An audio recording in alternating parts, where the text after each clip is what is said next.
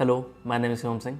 ठीक है, तो हम लोग प्रैक्टिस सेशन काम कर रहे हैं अभी तक, और अभी तक हमारे करीब 27 वीडियो आ चुके हैं। और 27 वीडियोज़ में हमने अच्छे से जो हमारे सब्जेक्ट थे, जो काफ़ी टफ लगते हैं हम कंपेरेटिव टू अदर्स, वो हमने कंप्लीट कर लिए हैं और अभी प्रोडक्शन चल रहा है। और अभी हमने कवर क्या किया है? Turbo machinery, machine design, theory of machine, industrial, strength of material, material science, power plant, और इस टाइम प्रोडक्शन चल रहा है। प्रोडक्शन में हमारे जो 6 वीडियो आने हैं, जिसमें 3 आ चुके हैं, आज चौथा चला जाएगा, और कल 2 वीडियो आएंगे लगातार। ठीक है, मशीनिंग का चैप्टर काफ़ी बड़ा है, तो 2 वीडियो आ जाएंगे एक साथ। तो देखो, और जो प्रैक्टिस सेशन है सबके लिए यूज़फुल है। अगर आप ESC एग्जाम प्रिपरेशन कर रहे हो, UPSC AE देने वाले हो, SSC JEE देने वाले हो, PSU से एग्जाम देने वाले हो, हर जगह ESC के ही क्वेश्चन रिपीट होंगे, इतना आप जान लो। हर जगह, क्योंकि ऐसे जो ESC का प्रीवियस ईयर ना, नीट एंड क्लीन है, उसमें कोई गंदगी नहीं है, उसमें एरर्स बहुत कम है कंपेयर टू अदर जो प्रीवियस ईयर्स हैं। आप SSC को उठा लो या किसी एग्जाम को उठा लो, उसमें आपको एरर बहुत मिलेंगे कंपेयर टू कि ESC का प्रीवियस ईयर। ठीक है, तो आज जो हमारे टॉपिक्स हैं उसमें कि मेट्रोलॉजी, दूसरा CIMS, तीसरा पाउडर मेटलर्जी, और चौथा नॉन कन्वेंशनल मशीनिंग। ये चारों टॉपिक्स को हम लोग एक साथ कवर करेंगे, और चारों को मिला के अबाउट 95 के आसपास क्वेश्चन है। ठीक है, और आप लोग ट्राई कीजिए, 2 घंटे पे हमारा हो जाएगा वीडियो, 2 घंटे या 5-10 मिनट लग जाएंगे, बस इसी तरह लगेंगे। ठीक है, तो स्टार्ट करते हैं अपना चैप्टर। पहला क्वेश्चन स्क्रीन पे लगाइए।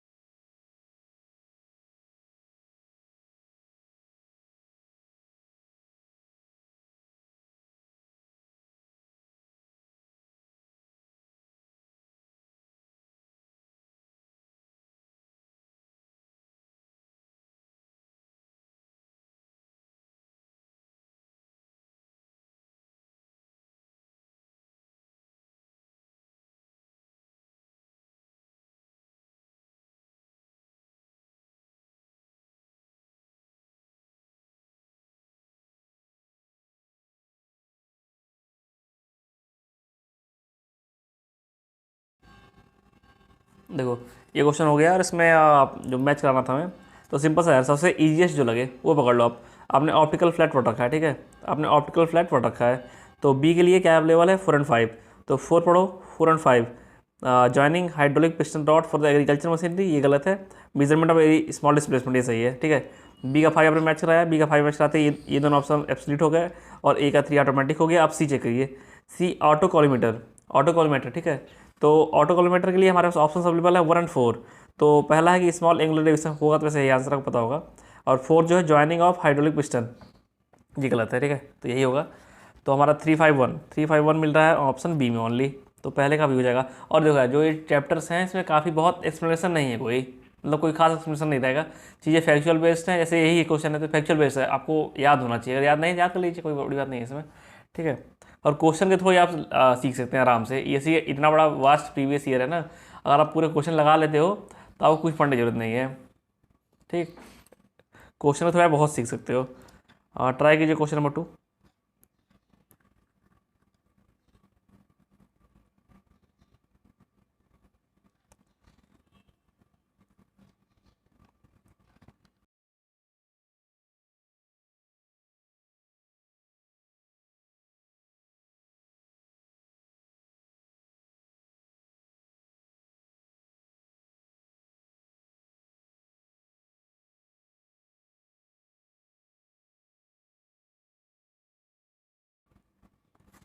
देखो, क्वेश्चन नंबर 2 में बोला गया है कि 25, ये स्पेसिफिकेशन दी गई है एक। ठीक है, इसे पूछा गया डी क्या है। डी जो होता है ना यार, वो आपका फंडामेंटल, मेनली होता है फंडामेंटल डेविएशन। लेकिन अगर आप देखना चाहो फंडामेंटल डेविएशन क्या है, तो फंडामेंटल डेविएशन क्या अगर आप देखना चाहते हो, तो वो होता है कि आपके बेसिक साइज से जो नियरेस्ट डायमेंशन है, उसको कहते हैं फंडामेंटल डेविएशन, उसके बीच डिफरेंस को। ओके, तो मतलब लोअर डेविएशन कह सकते हो आप। ठीक है, 2 का C. And try third number.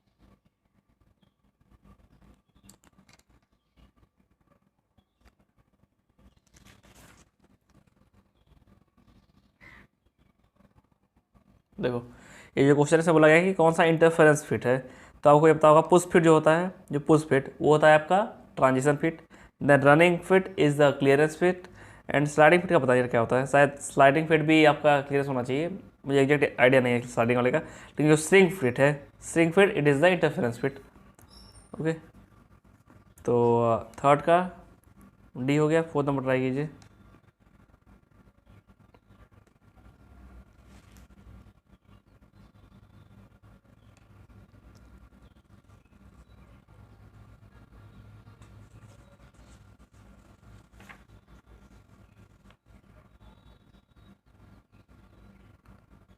तो स्लाइड फिट भी आपका होता है क्लियरेंस फिट। ठीक है, ये स्लाइड फिट क्लियरेंस फिट है, रनिंग फिट क्लियरेंस फिट है, और पुश फिट आपका ट्रांजिशन फिट है, और जो स्ट्रिंग फिट है it is the interference fit. Try fourth number question.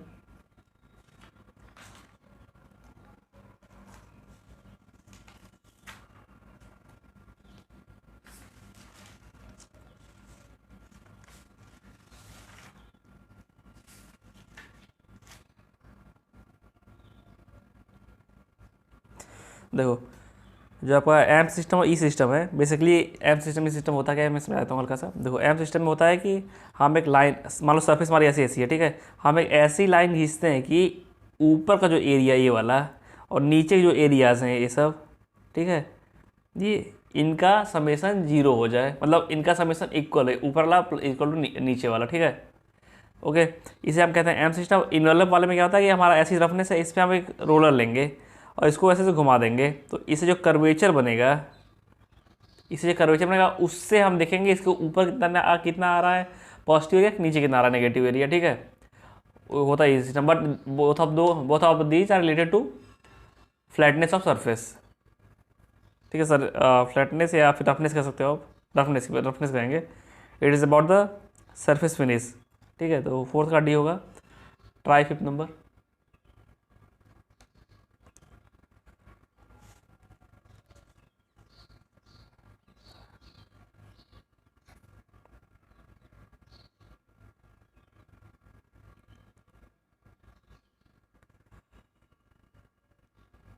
दो यार फैक्चुअल बेस्ड क्वेश्चन है, जैसे ये भी होगा, आपको याद ही करना है।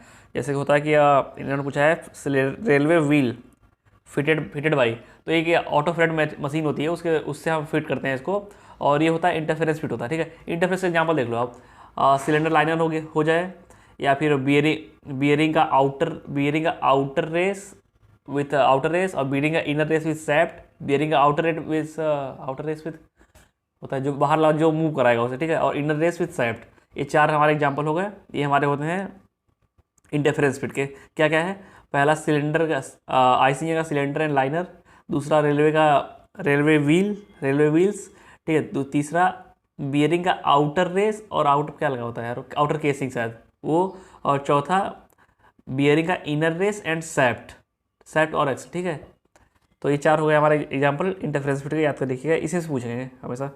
पाँचवें का तो सी हो गया। ओके, तो आंसर डाल लेते हैं एक बार, BCD DC। ठीक है, ट्राई क्वेश्चन नंबर 6।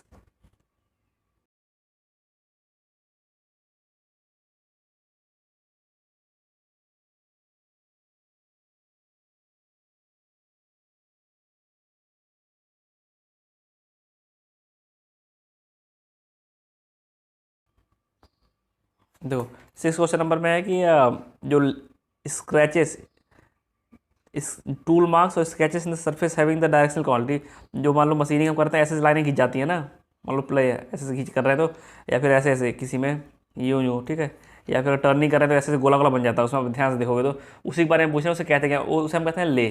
ठीक है, ले कहते हैं। तो 6 का सी, 7 नंबर ट्राई कीजिए।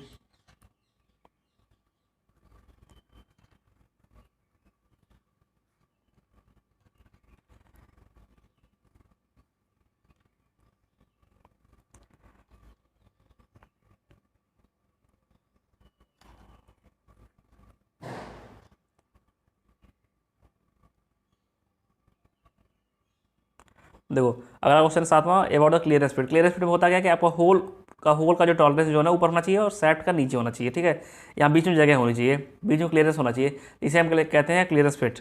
तो आपका ऑप्शन ढूंढ लो आप, पहला ऑप्शन चेक करते हैं। पहला पहला होल कहाँ से कहाँ तक है, पॉइंट 50 नहीं, 50 कहीं नहीं लिखेंगे क्योंकि 50 तो बेसिक साइज है।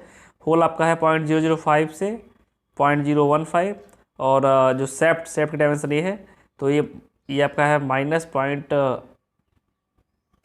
बेसिक साइज से, अच्छा बेसिक साइज से बेसिक माइनस पॉइंट 0.1 से लेके 0.0 तक, ठीक है। तो यहाँ पे जगह बच गई नहीं वाली, ये जगह बच गई ना, इसलिए क्लियर सब्जेक्ट है। पहला ऑप्शन मिल गया हमें 7th का ए। 8th नंबर ट्राई कीजिए। इसमें आप देख लो, ये दी हुई है तो देखो 50 आपका बेसिक साइज हो जाएगा, बेसिक साइज, तो ये गलत हो गया। और देखो क्वेश्चन एक गलत दिया है यहाँ आप इनकरेक्ट लिखो, इनकरेक्ट बताना है हमें, ठीक है। यहाँ पे इनकरेक्ट बताना है, तो पहला स्टेटमेंट गलत हो गया, ये it is the basic size. दूसरा है it is the shaft based system, ये भी गलत है क्योंकि होल बेस्ड सिस्टम आप देख ही रहे हो, एच लिखा हुआ बड़े में, तो दूसरा भी गलत, पहला गलत, दूसरा गलत। और तीसरा स्टेटमेंट पढ़ते हो, एट जो है इंडिकेट कर रहा है फंडामेंटल डेविएशन को, ये भी तीसरा स्टेटमेंट भी कम्प्लीटली गलत है क्योंकि एट जो है वो डिनोट करता है टॉलरेंस को। ओके, फंडामेंटल डेविएशन आपको एच पी दिखाते हैं, ये सब जो ये लिखे हुए हैं, और 8 और जो नंबरिंग होती है वो दिखाता है आपका टॉलरेंस जोन को। तो तीनों स्टेटमेंट गलत हैं, इसका आंसर ए होगा, ठीक है। 8 का ए होगा, और लेकिन इन्होंने यार आंसर कुछ और दिया, 8 का ए ही दिया है, ठीक है, सही है। तो इनकरेक्ट पूछा हुआ है, इनकरेक्ट कर लो बस, 8 का ए। इन्होंने कुछ और दिया था, मैंने उसे करेक्ट इन्होंने कुछ दिया ही नहीं था शायद आंसर, लेकिन 8 का ए होगा, और यहाँ इनकरेक्ट लिखना है बस, ठीक है। तो ट्राई क्वेश्चन नंबर 9th।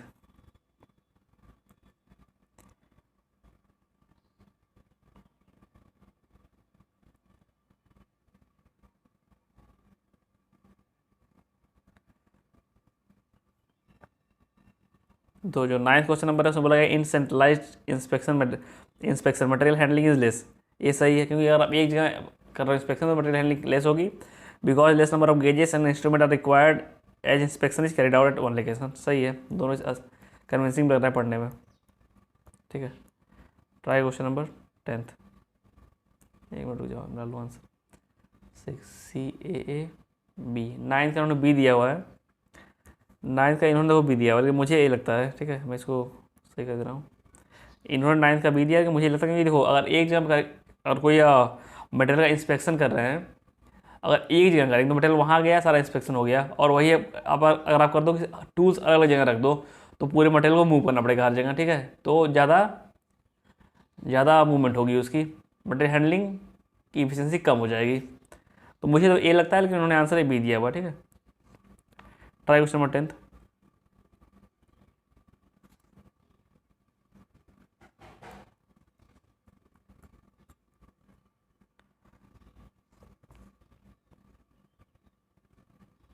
देखिए क्वेश्चन भी हमने किया था कि जो direction of predominant surface pattern produced by, ले आ जाएगा जो लाइनें खींच जाती हैं ऐसे ऐसे, ठीक है। तो 10th का बी। 11th करिए।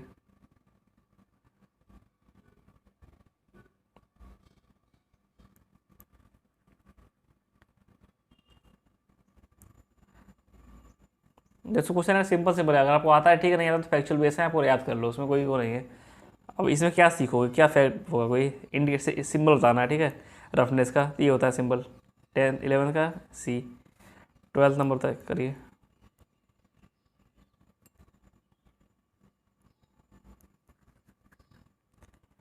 तो 12th क्वेश्चन जो है वो आ गया वही ले वाला, कि किस टाइप का ले होगा तो कि उसे क्या कहेंगे, ठीक है, इतना बताना है इसमें।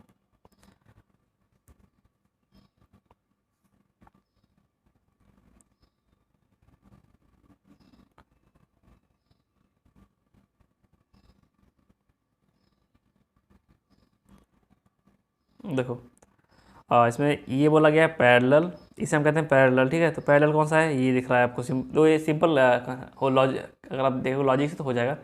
और दूसरा कहा गया क्रॉस, तो क्रॉस कहाँ पे है, ये दूसरा वाला, तो ए का 3 बी का 2, परपेंडिकुलर, परपेंडिकुलर कौन सा है, ये देखो दिख रहा है, लाइनें दिख रही हैं आपको सही से ना, तो सी का 1। और रेडियल, रेडियल आपको यहाँ दिख रहा है, डी का 4, 32 14। देन बी आंसर, 12th का बी आंसर है। Try question number 13।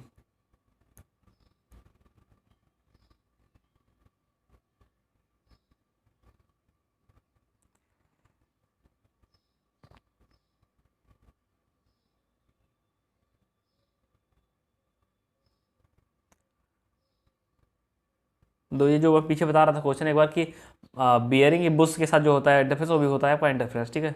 Interference fit, तो interference fit is joint is provide for assembly of Bush bearing in the housing. Okay, 13 का ये 14 नंबर कीजिए।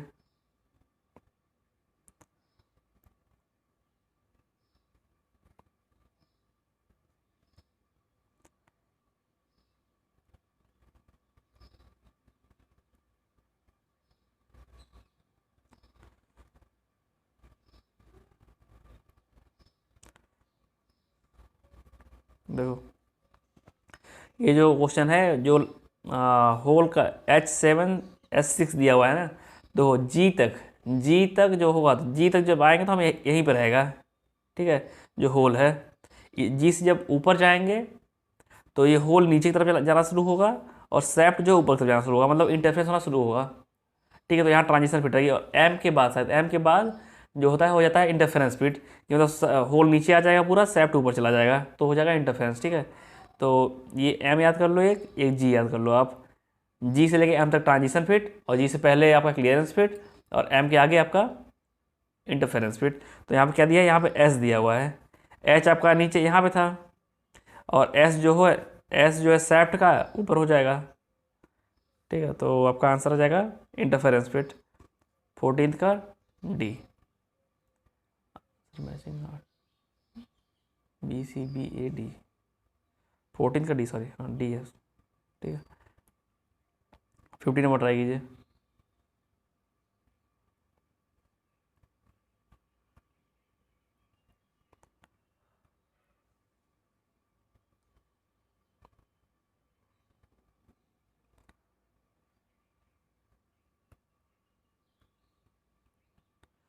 देखो क्लियरेंस फिट की बात की गई है, तो क्लियरेंस क्लियरेंस पूछा गया है।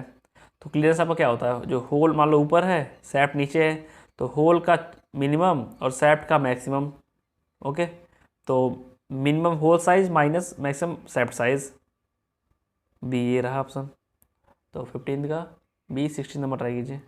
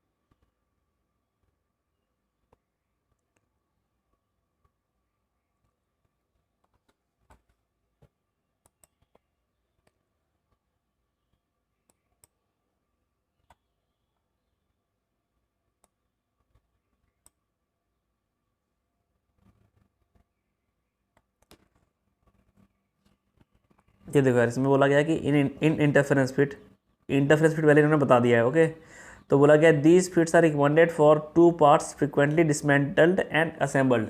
ये गलत है। इंटरफेरेंस फिट है तो उसे कभी कभार खोलेंगे, जैसे कि रेलवे का जो व्हील होता है ना, वो रोज थोड़ी नहीं खुलता है, वो 5 साल या कुछ होता है उसका ट्रेनिंग। मैंने ट्रेनिंग वहीं की थी, 3 साल या 5 साल ट्रेनिंग होता है, उतना चलने के बाद, मतलब कई हज़ार किलोमीटर चलने के बाद व्हील खुलती है। ओके, तो डेली ये सब काम नहीं करते हैं, तो ये गलत है। 16 का सी। 17 में ट्राई कीजिए।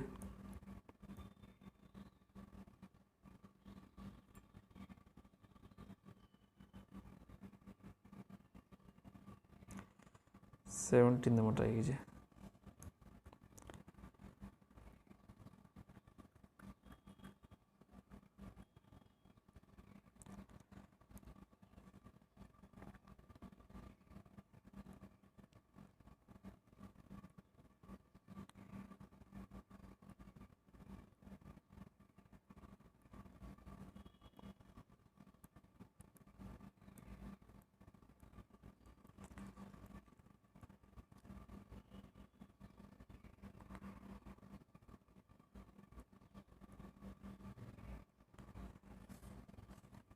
देखो इंटरफेरेंस फिट बोला गया है सैफ्ट एंड हब के बीच में। तो इन्होंने पूछा है कि स्ट्रेसेस क्या क्या आएंगी आपकी इन द सैफ्ट। तो सैफ्ट में जो फोर्स लगेगा बाहर से लगेगा, ये वाला सेक्शन, ठीक है।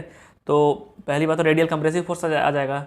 रेडियल कंप्रेसिव फोर्स तो आएगा ही आएगा, प्लस उसके साथ एक टेंजेंशियल, मतलब इसके टेंजेंशियल, जब हम इसे आधा कट करेंगे ना, जब कट करेंगे और ऐसे बनाएंगे तो यहाँ भी एक कंप्रेसिव फोर्स आएगा, ठीक है। मतलब टेंजेंशियल कंप्रेसिव फोर्स और रेडियल कंप्रेसिव फोर्स दो हैं। तो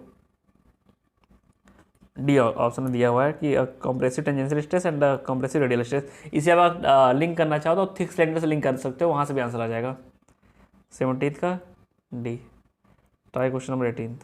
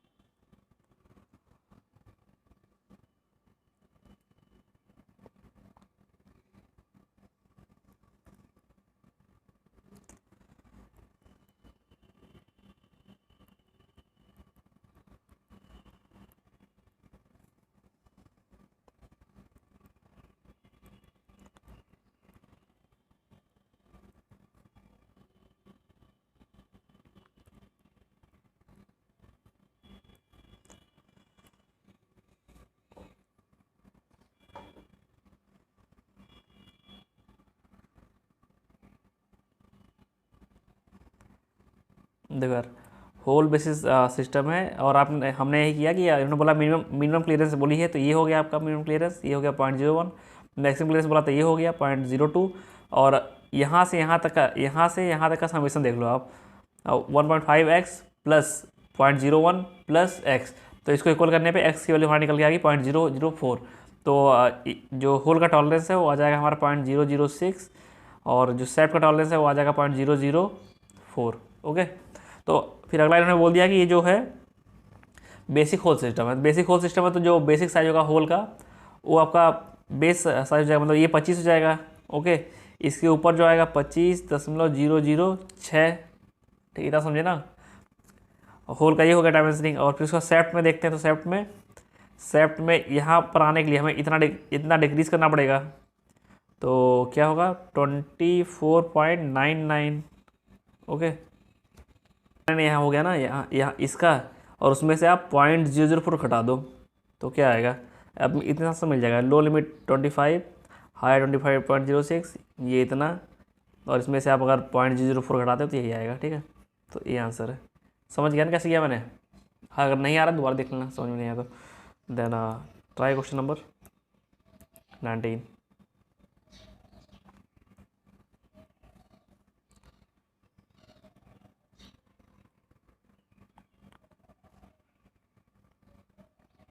ईयर्स मैटिक पार्ट्स, ठीक है। पहला statement, difference between the hole size and shaft size is called allowance. ये गलत है। अलाउंस होता है आपका या तो मिनिमम क्लियरेंस और the maximum interference, that is called the allowance. पहला स्टेटमेंट गलत है, तो ये गया। Then in transition fit small positive और negative clearance between the shaft and hole member is employable. Okay, सही है। ट्रांजिशन फिट में सही है, ट्रांजिशन फिट में ये सही है। ओके, तो 19 का सी हो जाएगा। 20 नंबर ट्राई कीजिए, 20 नंबर।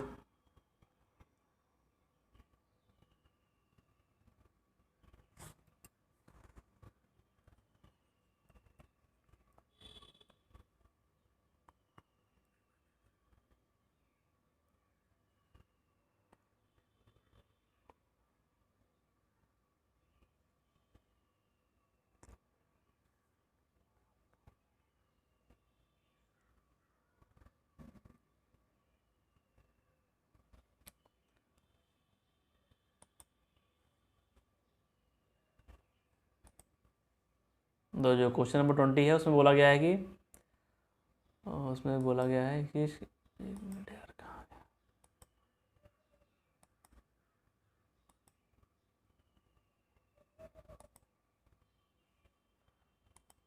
जो क्वेश्चन 20 है उसमें बोला गया है कि जो पहला कि interference fit the outer diameter of the shaft is greater than the inner diameter of hole. ये बिल्कुल सही है। देखो सैफ्ट ऊपर रहता है हमेशा, ये बेसिक साइज है, सैफ्ट ऊपर रहेगा, होल नीचे रहेगा, ठीक है, तभी तो इंटरफेरेंस फिट होगा।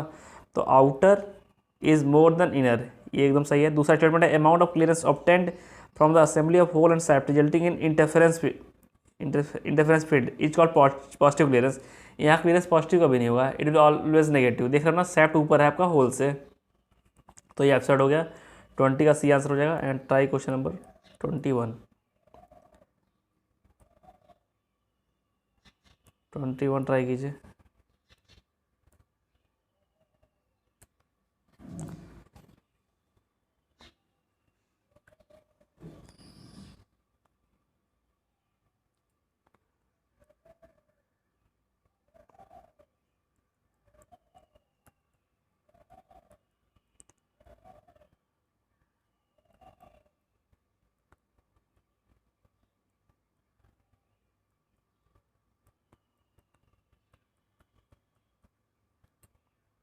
देखो इसमें हेड स्टॉक के बारे में बात की गई स्पीड्स की, तो 9 स्पीड्स हैं और पहला जो है 100 है और लास्ट वाला 1600 है। तो जीपीआर फॉर्मूला लगा देंगे सिंपली कि जो 9th टर्म है, कैसे फॉर्मूला क्या होगा उसका, 9th term equal to 8 power n-1, तो 9 - 1 करेंगे 8 आ जाएगा। तो ए की वैल्यू 100 आप पुटअप करोगे, 100 पुटअप करते हुए सॉल्व करने पे आर की वैल्यू 1.41 आ जाएगी, ठीक है। 21 का सी, 22 ट्राई कीजिए।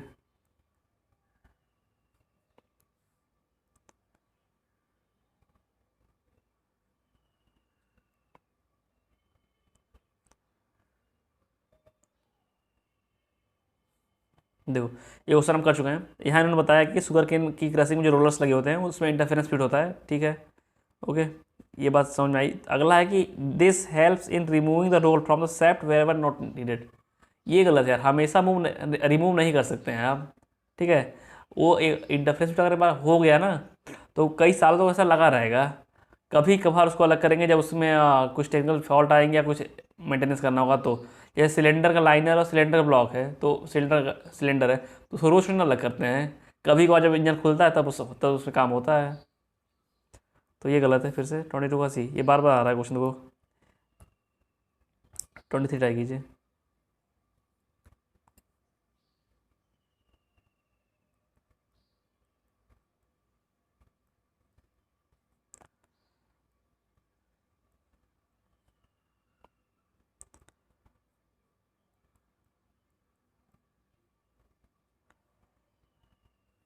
देखो 23 क्वेश्चन नंबर में इन्होंने पिच दे दिया है, थ्रेड एंगल दे दिया है और पूछा हुआ है कि 3 बार मेथड से डायमीटर क्या आएगा, बेस्ट और साइज।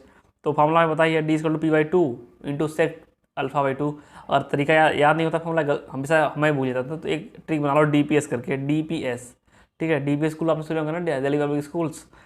तो DPS तो बस हो गया फॉर्मूला, DPS होना चाहिए लाइन से, तो यहाँ लाइन से DPS हो गया। और आप वैल्यू जब पुटअप करोगे तो 2/√3 आएगा, 2/1.7। तो इसको सॉल्व करने पे सिंपल, और देखोगे तो आइडिया लग जाएगा आपको कि सी होना चाहिए। 23 का सी। Try question 24। अच्छा, ये चैप्टर खत्म हो गया, पिछला वाला जो मेट्रोलॉजी चैप्टर था खत्म हो गया। अब चैप्टर आता है हमारा CIMS वाला, CIMS, ठीक है, हाँ। Try question number first.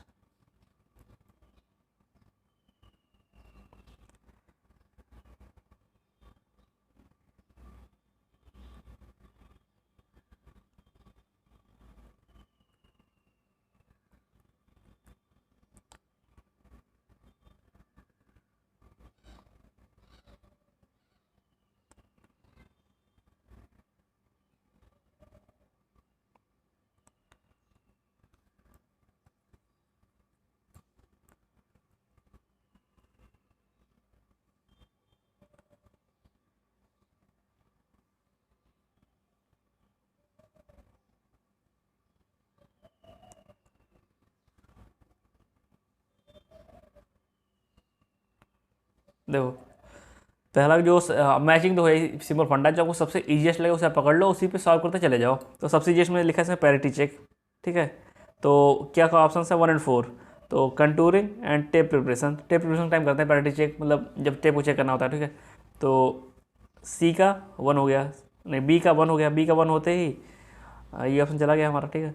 Then आप चेक कीजिए पॉइंट टू पॉइंट कंट्रोल कहाँ करते हैं। ये होता है हमारा ड्रिलिंग में, ये चारों ऑप्शन में देखो आप। डी के लिए 2 3 5 है, लेकिन ड्रिलिंग में आप देखोगे ना, यहाँ ड्रिलिंग किया, फिर यहाँ से पॉइंट टू पॉइंट, यहाँ से जहाँ जाना होगा वहाँ का पॉइंट दे देगा, वहाँ पहुँच के हमारा ड्रिलिंग करेगा, ठीक है। Point to point control drilling में होता है। देन डी का 3, और डी का 3 करते ही ये दोनों ऑप्शन ऑब्सोल्यूट हो गए और हमारा आंसर ए हो गया। पहले देखो इन सब क्वेश्चन में सारे ऑप्शंस आना जरूरी नहीं है, आपको बस ऑब्सोल्यूट करने हैं ऑप्शंस को और टिक मार के आगे बढ़ना। अगर सारे ऑप्शन अगर आते भी आपको ना, तो सब मैच करना जरूरी नहीं, क्योंकि उसमें टाइम जाता है फालतू का। अगर ऑप्शन मैच कर एक दो बैठा के सारे ऑप्शन ऑब्सोल्यूट हो गए तब तो ठीक, हटा दो सब, आगे बढ़ो। वहाँ तो नॉलेज दिखाई नहीं है, बस क्वेश्चन करना है, आगे बढ़ना है, उसी से नंबर आते हैं। अगर आप चाहोगे सब मैच करा के मैं वेरीफाई करूँगा 3 बार फिर करूँगा तो बेवजह टाइम जाएगा, देखो आपका पेपर हो जाएगा 2 घंटे में, पेपर 2 घंटे में हो जाएगा, लेकिन एक रस आ जाएगा लास्ट में, जल्दी जल्दी आपको रहेगी। और जल्दी जल्दी किसी भी काम में हुआ नहीं कि वहाँ गलतियाँ होनी शुरू हो जाएंगी। पेपर ऐसा होना चाहिए आप एकदम कूल माइंड से, एकदम स्मूथली जा रहा है, आप पेपर करीब 10 मिनट पहले करके बैठ गए तो बेस्ट एक्यूरेसी आती है उस टाइम। ओके, 10 मिनट बचा उसमें चेक कर लीजिए जहाँ डाउट था आपको, जो छोड़े हुए आप दोबारा ट्राई कर लीजिए उसे, सेकंड में ट्राई कीजिए।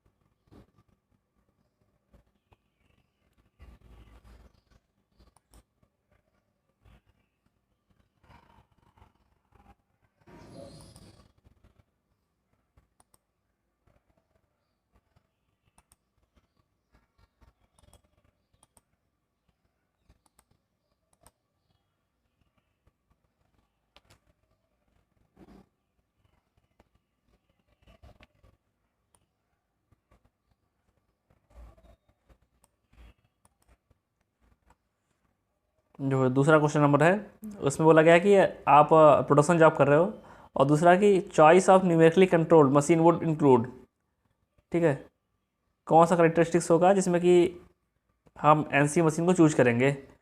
तो 4 ऑप्शन हमारे पास हैं। पहला कि production of parts frequently in the small lots, सही है। दूसरा need to accommodate changes design changes of the product, ये भी सही है। Low rate of metal removal, ये कोई क्राइटेरिया नहीं, देखो ये फालतू की चीज़ लिखी हुई है। Need for changing holding close tolerance, ठीक है, तभी एनसी यूज करेंगे। ये कोई मतलब नहीं इस लाइन का कि लो मटेरियल लो MRR रखना है, ठीक है। तो सेकंड का डी हो जाएगा। थर्ड नंबर ट्राई कीजिए।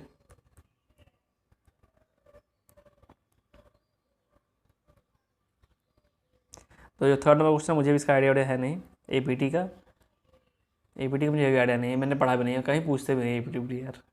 APT पूछते हैं आपके कन्वेंशनल में, जब ESE या कन्वेंशनल आप दोगे तब पूछते हैं। तो आप ट्राई कीजिए क्वेश्चन नंबर थर्ड का मैं आंसर दे रहा हूँ, और इन्होंने एक्सप्लेनेशन क्या दिया है बता दूँ।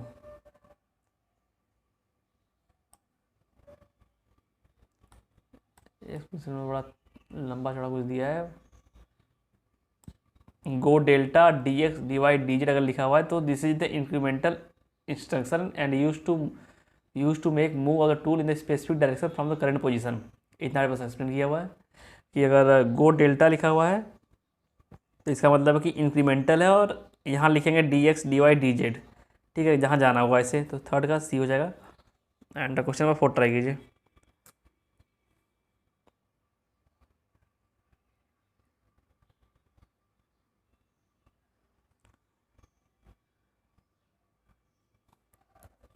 दो जो फोर्थ नंबर क्वेश्चन है वो मैजिक रूल का क्वेश्चन है। मैजिक रूल में होता क्या है कि मान लो स्पीड आपकी दी हुई है 32, एक एग्जाम्पल 32 दी हुई है, ठीक है, 2 डिजिट्स है ना, तो आप कैसे देखो सुपर रूल से मैजिक रूल से लिखोगे, 2 डिजिट्स हैं तो 2 + 3 डिजिट्स में 3 जोड़ दो, यहाँ 5 आ गया। ओके, देन आगे वाले सबसे पहले वाले 2 डिजिट्स लिख दो पीछे इसके, 532 हो गया। मान लो 640 स्पीड अगर दी हुई है तो 3 डिजिट्स हैं, तो 3 + 3 6 लिख दो पहले, फिर आगे के 2 डिजिट्स के पीछे लिख दो, 64 सॉरी 64। तो ये हो जाएगा आपको आपका मैजिक रूल से नंबर। तो वही यहाँ पे इन्होंने किया हुआ है, 684 दिया हुआ है, मतलब कि 6 यहाँ पे है। अगर 684 दिया है, यहाँ 6 है ना, इसका मतलब 3 डिजिट्स रहे होंगे स्पीड के। ओके, देन 84 दिया है तो 84 आगे के टर्म्स है। और ऐसा कहाँ मिल रहा है आपको? 840 मिल रहा है बस, फोर्थ का सी। Try question number 5th।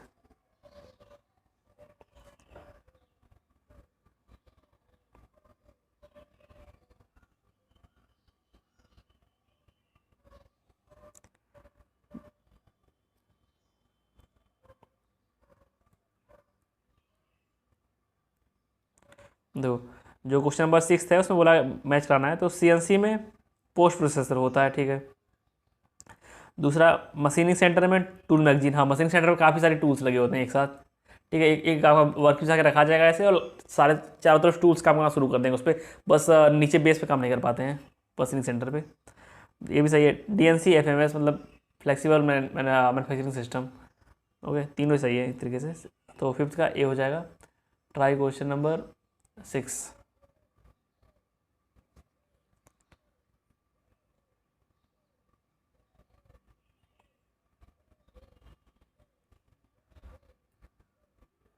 जो 6 नंबर क्वेश्चन दिया हुआ है इसमें उन्होंने बोला हुआ कि numerically control machines having more than 3 axes do not exist. ये एब्सर्ड है बेसिकली। अगर 3 का 5 एक्सेस तक हो सकते हैं, ठीक है, 5 एक्सेस तक हो सकते हैं आपके एनसी मशीन्स में, तो ये गलत है। तो आंसर डी होना चाहिए, लेकिन उन्होंने जो बुक में आंसर दिया हुआ है वो बी दिया हुआ है, तो इन्हें पता नहीं होगा, लेकिन आंसर डी ही होगा। मैंने एक वेरीफाई भी कराया है, ठीक है, काफ़ी जेन्युइन सोर्स से। तो आप 7 नंबर ट्राई कीजिए, 7 नंबर। अब जो मैंने पीछे भी क्वेश्चन बोला आपको कि होना चाहिए डी, बी दिया है, लेकिन अगर प्रीवियस क्वेश्चन आता है यूपीएससी एई में या किसी एग्जाम में ना, तो आंसर वो बी भी दे सकते हैं। ए असम रीजन वाले में कोई सही नहीं है कि आपका सही होगा या किसी बहुत बड़े आदमी का सही है। वो डिपेंड करेगा पूरा एग्जामिनर के मूड पर, वो लोग मानते होते हैं नहीं यूपीएससी वाले कुछ भी, उन्होंने जो कह दिया वो सही हो गया, ठीक है। तो 7th में ट्राई कीजिए।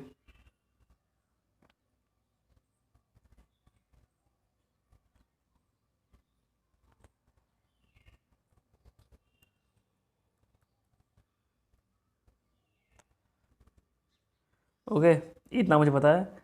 और बी का 5 दो जगह पे है, तो ये दोनों ऑप्शन चले गए। आपका डी का 3 हो गया। देन बचता है ए का 1 और 2। ए का 1 और 2, और 1 से 4 तक शायद अल्फ़ाबेट्स होते हैं जहाँ तक मुझे याद है। ए से 1 तक अल्फ़ाबेट्स होते हैं, तो 2 हो जाएगा। तो मुझे भी ये वाला बहुत याद नहीं है, ऐसी टाइप वाला कम ही लोगों को याद रहता है सब। और ट्रैक नंबर 6 और 7 तो हो जाएगा आपका, अरे यार रुक जाओ, सा देख लेता हूँ। 7th का ए दिया हुआ है इन्होंने, 7th के ए के हिसाब से आंसर मिलाते हैं। देखो 7th का ए दिया हुआ है, दिमाग सुधर गया है वाला, क्या था? 7th का ए दिया हुआ है, तो ट्रैक नंबर 1 से 4 तक न्यूमेरिकल्स रहते हैं, मतलब 1 से 4 न्यूमेरिकल्स रहेंगे, 1 से 4 न्यूमेरिकल।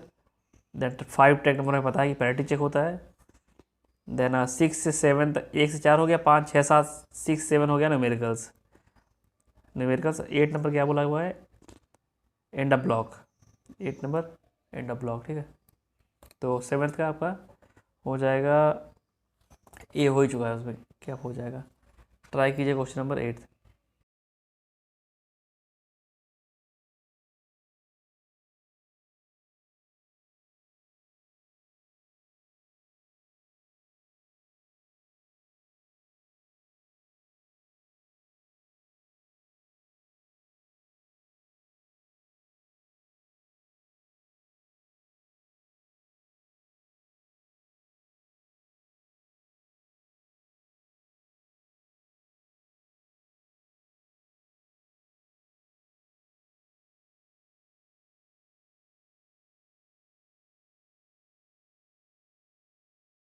Try question number 8।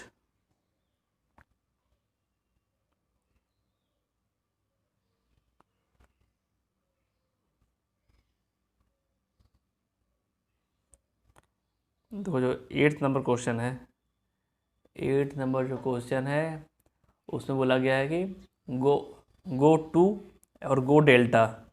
तो हमने जो पीछे पढ़ा हुआ था क्वेश्चन, पीछे क्या था आपने किया होगा, गो डेल्टा। गो डेल्टा आपका क्या था, इंक्रीमेंटल था, कितना चेंज आ रहा है। और 8 नंबर क्या है, गो टू।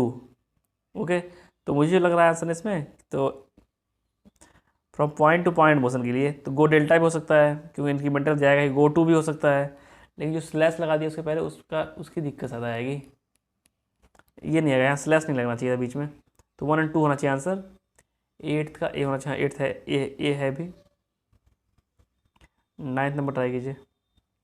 9th नंबर फिर मैजिक रूल का क्वेश्चन आ गया, देखो 624 लिखा हुआ है। 624 इसका मतलब कि 6 यहाँ पे है, मतलब कि 3 + 3, 3 डिजिट्स होनी चाहिए और स्टार्टिंग का 24 होना चाहिए। ओके, तो अब मैच करा लो। ये गलत हो गया, ये गलत हो गया, ये भी गलत, ये होना चाहिए आंसर। पीछे यहाँ कुछ भी हो सकता है, ठीक है। तो 9th का डी होना चाहिए, लेकिन उन्होंने जो आंसर दिया हुआ है 9th का वो सी दिया हुआ है, और किस बेसिस दिया है मुझे खुद पता नहीं है। ओके, तो मेरा जो आंसर रहेगा डी रहेगा, और इन्होंने जो आंसर दिया है सी दिया हुआ है। मेरा आंसर डी ही रहेगा, इन्होंने सी दिया है answer. Try question number 10th।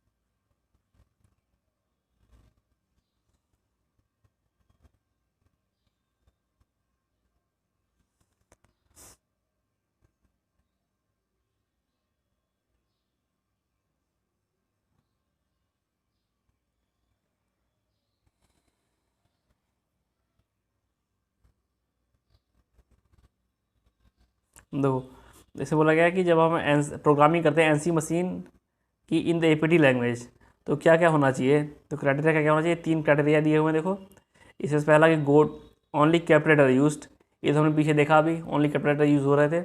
दूसरा, period is placed at the end of each statement. मुझे भी यार पता नहीं इसका आंसर, मैंने देखा है अभी, तो मैं इसमें डी आंसर बस है, 10th का डी आंसर दिया हुआ है, और एक्सप्लेनेशन में उन्होंने कुछ दिया नहीं है।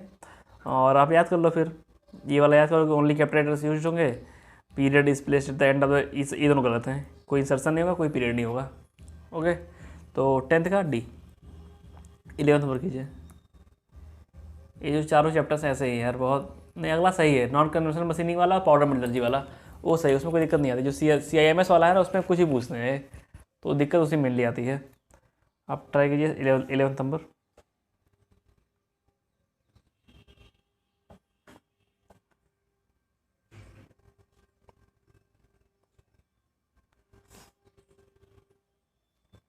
देखो, ट्रांसफर मशीन्स की बात की है, तो यार नाम पढ़ने से लग रहा है हल्का सा कि it is use for the material processing and material handling machines, ठीक है।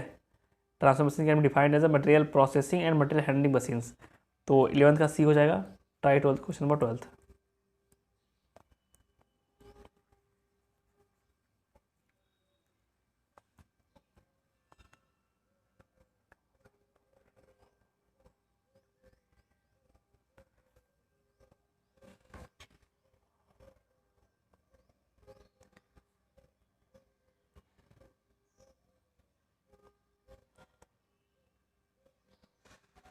देखो, इसमें बोला गया न्यूमेरिकली कंट्रोल की बात की गई है, और they reduce non productive time, सही है। दे रिड्यूस फ्यूचरिंग, सही है। तीसरा, दे रिड्यूस मेंटेनेंस कॉस्ट, ये तो खैर गलत है। अब एक क्वेश्चन बन जाता है कि ये मेंटेनेंस कॉस्ट किसके रिस्पेक्ट में है, और आप कन्वेंशनल जो मशीनिंग्स होती हैं उसके रिस्पेक्ट में देखोगे तब तो ज़्यादा है, और वही आप देख लोगे CNC के रिस्पेक्ट में तब तो कम होगा। वही क्वेश्चन क्लियरिटी नहीं है बस। लेकिन अगर NC मशीन्स की बात की तो मतलब का ज़्यादा कॉस्ट ज़्यादा आएगी कंपेयर टू कन्वेंशनल मान के चलेंगे, अगर हम लोग आंसर देंगे तो आंसर 1 और 2 ओनली होगा। और अगर आप आंसर दे दोगे उसके अकॉर्डिंग कि DNC या CNC के अकॉर्डिंग, तो ये सही हो जाएगा थर्ड वाला। ओके, तो मेरे हिसाब से आंसर बी होना चाहिए, लेकिन जो इन्होंने आंसर दिया हुआ है 12th का वो है सी। 12th का सी दिया नहीं, इनका आंसर फर्जी है फिर। दे रिड्यूस नॉन, हाँ, इनका आंसर फर्जी है। एनसी मशीन में नॉन प्रोडक्टिव टाइम कम होता है। अब इनका आंसर गलत है, इतना आप जान लो बस। ये सी सी हो ही नहीं सकता है, आंसर बी ही होगा 12th का। 30 नंबर ट्राई कीजिए।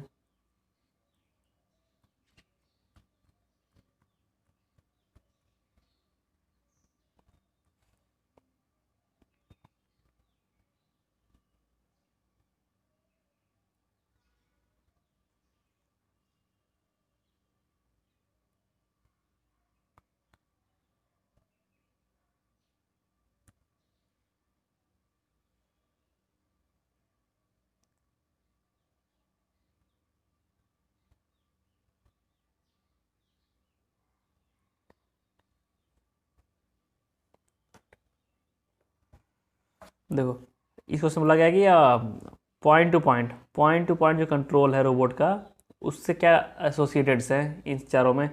तो tip of the robot arm moves from one point to another point with its in between path on being defined, सही है। दूसरा, it can be use drilling hole से, तो हमने पीछे ही क्वेश्चन किया था एक, ये भी सही है। It can be use to the V butt joint welding, तो वेल्डिंग हम इससे नहीं कर सकते हैं यार, देखो, क्योंकि हमें वेरिएशन करने पड़ते हैं, ऊपर नीचे करना पड़ता है और लीनियर मोशन, दो दो वेरिएशन करने पड़ते हैं। तो इससे ये पॉइंट टू पॉइंट मोशन नहीं है, ये लीनियर मोशन होगा, तब ये आएगा थर्ड वाला। तो थर्ड वाला स्टेटमेंट गलत हुआ, तो एकदम चलेगा। चौथा पढ़िए, memory capacity required for its control is low, हाँ सही है, पॉइंट टू पॉइंट लो होगा। वही अगर कोई सरफेस पे होता है या वैसे होता है, ज़्यादा मेमोरी चाहिए होती है। तो 1 to 4 आंसर हो जाएगा, और आंसर इज सी। 14 करिए।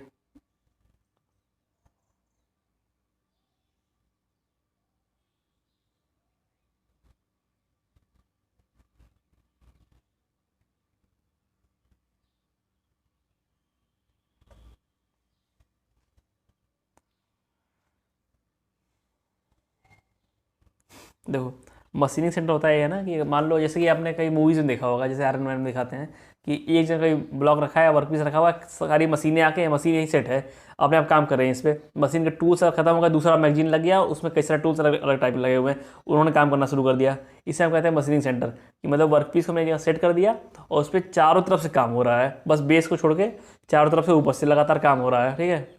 उसे हम कहते हैं, ऑटोमेटिक चेंजिंग होती रहती है उसमें टूल्स की, कई सारे टूल्स लगे होते हैं, काफ़ी सारे। तो ये हो जाएगा automatic tool changing unit, machine centre जो होती है। ओके, तो 14th का ये हो जाएगा। Try question number 15th।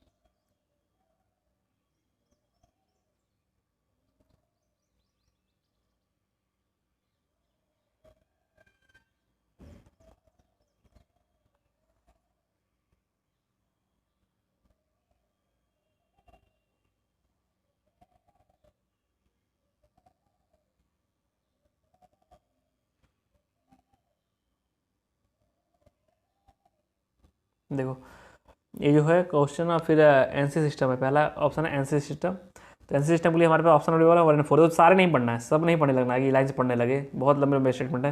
तो 1 and 4 देख लो आप। 1 पढ़ोगे तो it has integrated automatic tool changing unit and the component indexing device, छोड़ दो इसे मत देखो, ये तो मशीन सेंटर का है ना, ऑटोमेटिक टूल चेंजिंग। तो डी से 1 हो गया, डी से 1 होते ही ये दोनों चले गए, तो आपका ए से 4 हो गया, ऑटोमेटिकली सेट हो गया, ठीक है, ये दोनों हो गए।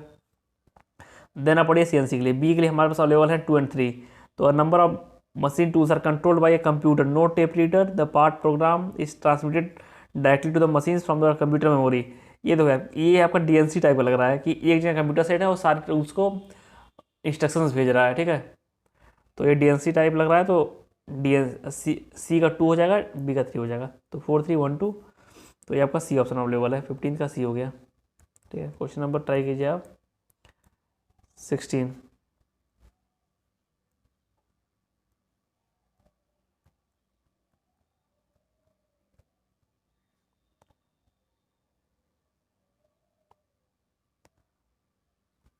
देखो, इसमें बोला गया है कि manual part programming is done in which are the following.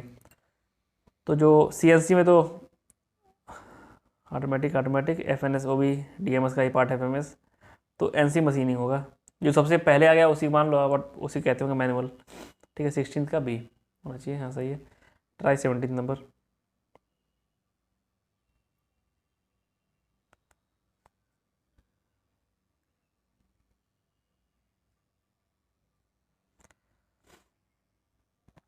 तो जो इंटरपोलेटर होता है इन द CNC मशीन, उसका काम होता है एक्सेस कंट्रोल करना है। ठीक है, एक्सेस को कई सारे एक्सेस होते हैं ना, मैंने बताया था ना वहाँ जो पीछे क्वेश्चन आता है 3 एक्सेस 5 एक्सेस वाला। तो सारी एक्सेस जो कंट्रोलिंग होती है, कैसे मूवमेंट होना चाहिए, वो इंटरपोलेटर का काम होता है। तो 17 का C, 18 नंबर ट्राई कीजिए।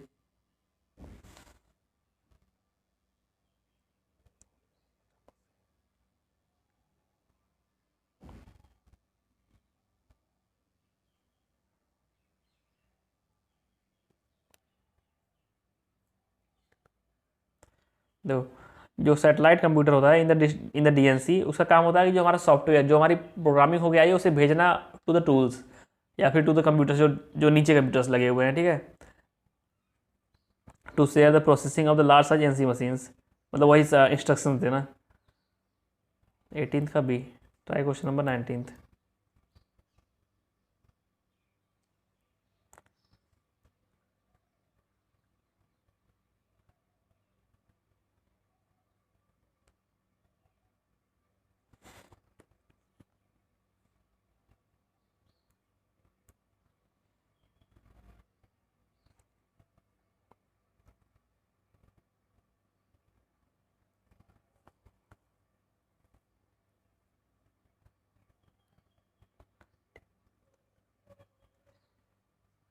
देखो, हाँ पीछे हमने क्वेश्चन किया था ऑटोमेटिक ट्रांसफर मशीन्स वाला। उसमें क्या बोला गया था कि आप मेटल की हैंडलिंग भी करोगे, उसका प्रोसेसिंग भी करोगे। ओके, तो CNC में क्या होता है, मटेरियल प्रोसेसिंग होता है, हैंडलिंग से कोई मतलब नहीं है। DNC में भी वही होता है। और machine tool with electrohydraulic position control, ये कोई मतलब नहीं क्या दिया हुआ है। तो ऑटोमेटिक ट्रांसफर मशीन्स जो होती हैं, उसमें सब कुछ प्रोसेसिंग प्लस हैंडलिंग दोनों काम हो जाते हैं, इसलिए हम 19 को ही चूज करेंगे। ओके,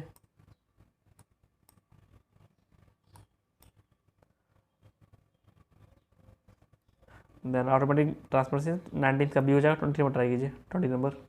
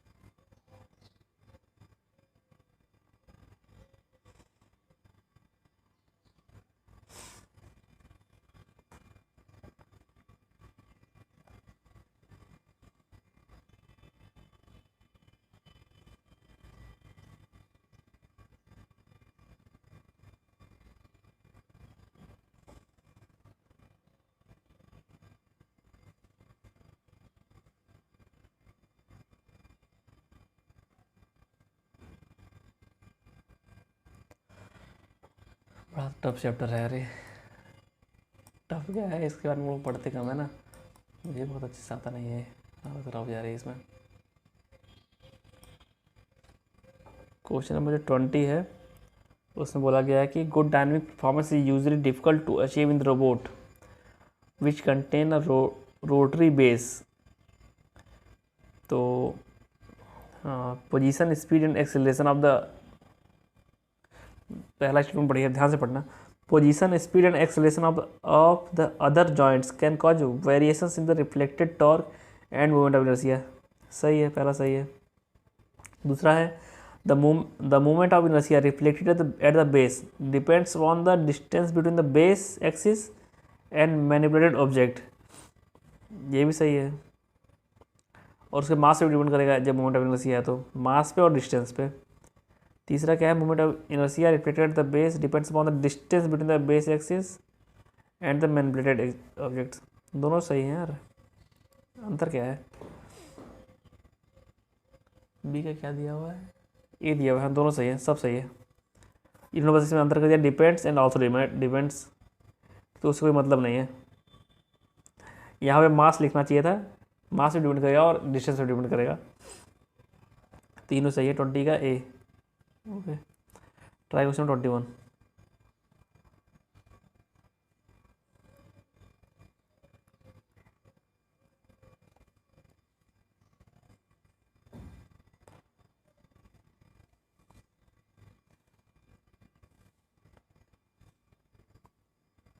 दो trajectory of robot means path trace by end effector. जो एंड अफेक्टर का मतलब जो पहले शोल्डर होता है, फिर आर्म होता है, 3-4 पार्ट होते हैं रोबोट के। तो जो एंड अफेक्टर है, जो ये एंड अफेक्टर इसको कहते हैं हाथ को, मतलब लास्ट पार्ट को, उसकी ट्रेजेक्ट्री जो कि पाथ जो ट्रेस करेगा उसको, उसी को कहते हैं ट्रेजेक्ट्री। ठीक है, जिस पाथ को ट्रेस करेगा। 21 का ए, 22 कीजिए। 21 का ए।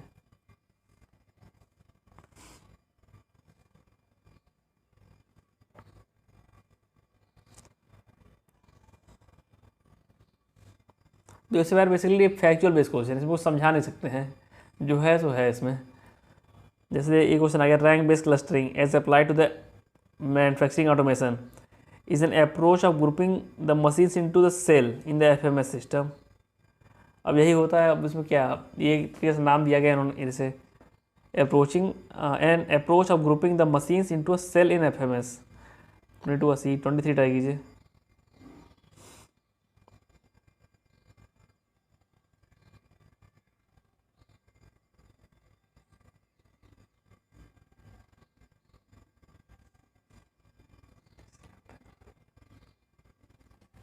देखो, इसमें जो टेलीस्कोपिक आप कह रहे हैं, इसका मतलब होता है कि जैसे आपने कुछ ये देखे होंगे, जैसे एग्जाम्पल क्या होता है, जैसे मान लो ये है, ठीक है, हाथ। तो पहले ऐसे था, हमने हल्का इसको और ऊपर किया, तो ये जो सा है और ऊपर चला गया। जैसे आप स्टैंड देखते हो कुछ ना, ये हल्का हल्का घींचते रहो, बढ़ता रहता है वो, अंदर से निकल निकल के डबल लेयरिंग रहती है उसमें। जिसमें आप ट्राईपॉड्स देख लो, या फिर जो पहले सेल्फी स्टिक आती है जिसे लंबा करते रहो खींच के, उसे हम कहते हैं टेलीस्कोपिक आर्म। ठीक है, सेल्फी स्टिक जो आती थी, उसे खींचो और लंबी होती थी, और खींचो और लंबी होती थी, मतलब अंदर से निकलता रहता था उसके। ठीक, तो उसे और ये इसे हम कहते हैं सिलेंड्रिकल ही होता है बेसिकली। सिलेंड्रिकल होगा, ऐसे करे बढ़ता रहेगा इस तरफ और घूमता रहेगा, मतलब ये रेडियस बढ़ता रहेगा और तो घूमेगा तो सर्कल ओ स्पेस बन जाएगा, वॉल्यूम बन जाएगा। ठीक है, सिलेंड्रिकल। 23 का बी सही है। 24 करिए।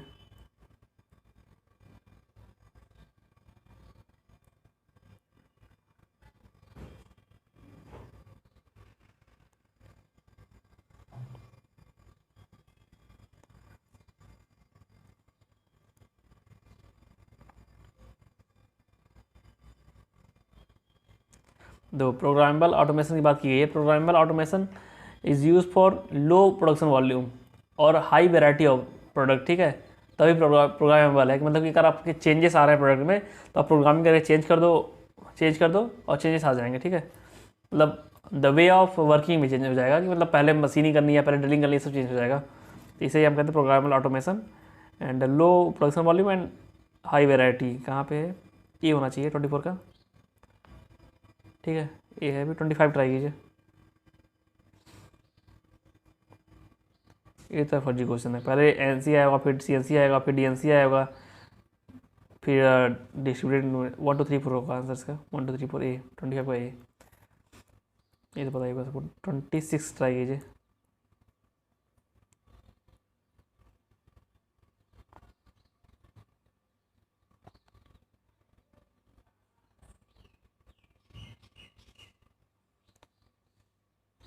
देखो, ये भी वही क्वेश्चन है थ्योरेटिकल। यार एनसी को कैट से मैच कराएंगे, कैट के साथ मिक्स कर मतलब जोड़ेंगे तो क्या बनेगा, ज्योमेट्रिक मॉडल। तो उसे कहते हैं डिजाइन फॉर मैन्युफैक्चरिंग बोलते हैं शायद, मुझे रटा नहीं याद, नहीं गलत है। इसे बोलते हैं computer integrated manufacturing. Computer integrated manufacturing ये होता है combination of NC plus CAD. CAD मतलब कंप्यूटर एडेड डिज़ाइन। ओके, 26 का सी। 27 ट्राई कीजिए।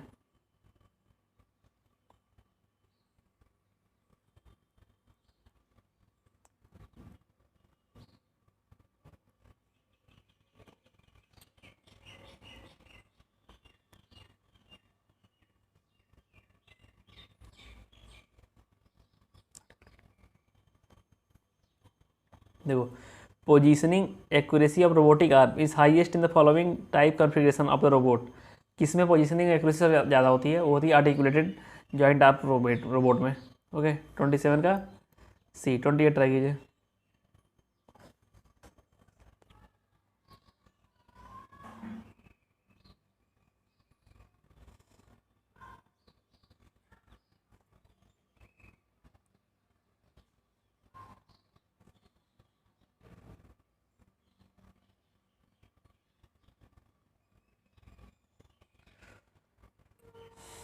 ये पता नहीं क्या है यार। In NC machines lights are positioned by hydraulic ram and are influenced bye.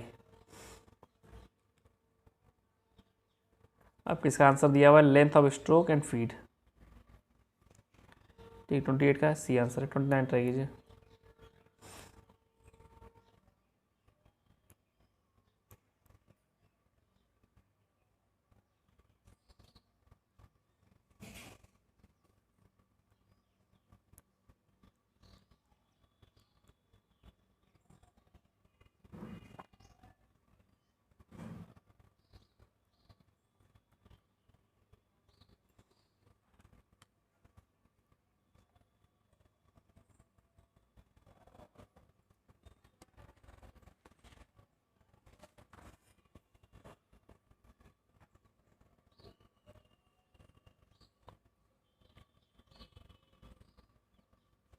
देखो, एक्स में ये जा रहे हैं 100 से 160 तक, ठीक है।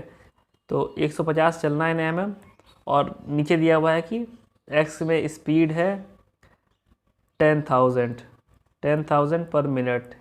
ये हो गया, ओके। तो ये कट डाउन करोगे आप, ये पता चला 90, 9, 9/10 मतलब 0.9 सेकेंड आ गया एक्स के लिए। वाई के लिए देख लीजिए, वाई के लिए 100 जाना है, 20 से 120 जाना है 100, और 5000 आपका हुआ है 60 हो जाएगा, ये कटेगा तो 1.2 सेकेंड, ठीक है। तो हमारा आंसर आ जाएगा 1.2 सेकेंड, मतलब एक्स में ही पहुंच जाएगा। मतलब जाएगा, देखो ऐसे ये जब जाएगा ना, तो पहले यहाँ पे है, तो पहले जाएगा यूँ, एक तरीके से ऐसे जाएगा, फिर हल्का सा घूम जाएगा, फिर नहीं, एक्स में पहले पहुंच जाएगा, सॉरी। इसका जाने का तरीका ऐसे होगा, ये जाएगा फिर ये जाएगा। पहले एक इंक्लाइंड वे में जाएगा, क्योंकि दोनों का कॉम्बिनेशन आता जाएगा ना, इन दोनों का, एक्स और वाई का। एक्स वाई कॉम्बिनेशन चलेगा स्लोप पे। उसके बाद जब एक्स वाले में पूरा पहुंच जाएगा 160 तक, वाई पहुंचना रह जाएगा, तो फिर वर्टिकल चल देगा हल्का सा। और जो इन्होंने जो क्वेश्चन किया हुआ है सोल्यूशन, उसमें इन्होंने किया है कि ऐसे चला देंगे इसे, इस डायरेक्शन में।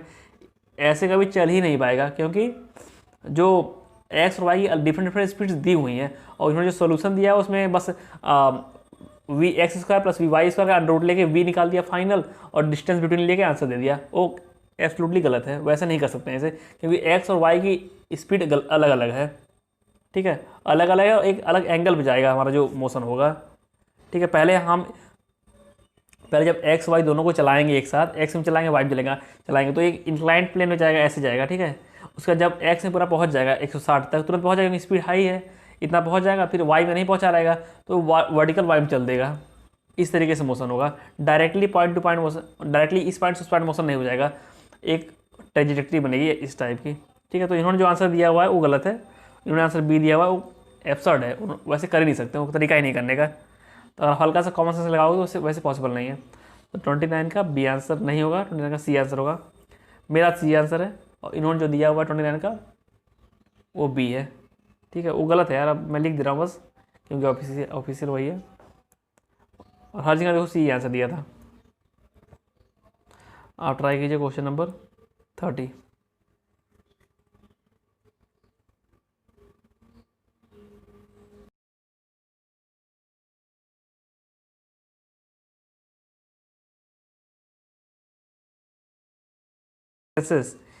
एकम्प्लिश थ्रो, मतलब क्या जो डिजायर्ड पाथ है उसके थ्रू जाना है, तो कैसे जाएगा, वो इंटरप्रेटर का काम होता है, ठीक है। Then answer is B. 30 का बी है आंसर। 31 ट्राई कीजिए।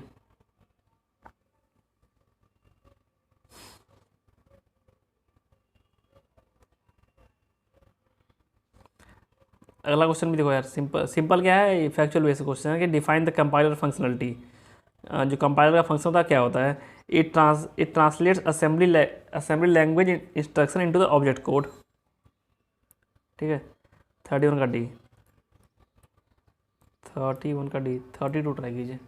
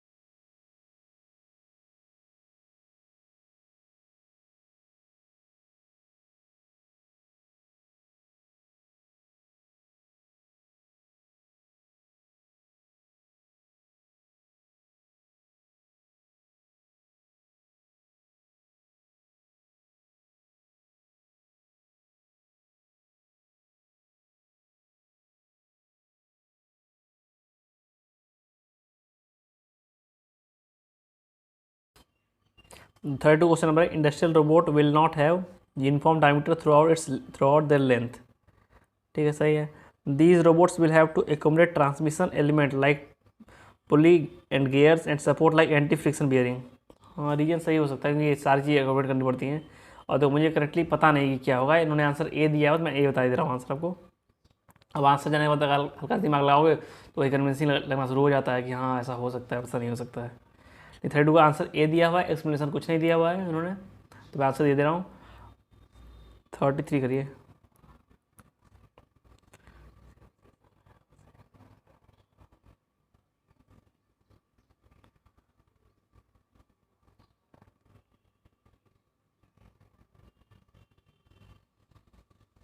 देखो, जो क्वेश्चन नंबर 33 है, आप अगर ध्यान से पढ़ोगे तो एकदम एग्जैक्ट सही लगेगा कि जो एनसी होता है उसमें से आप कंप्यूटर ऐड कर दीजिए, सीएनसी हो जाएगा।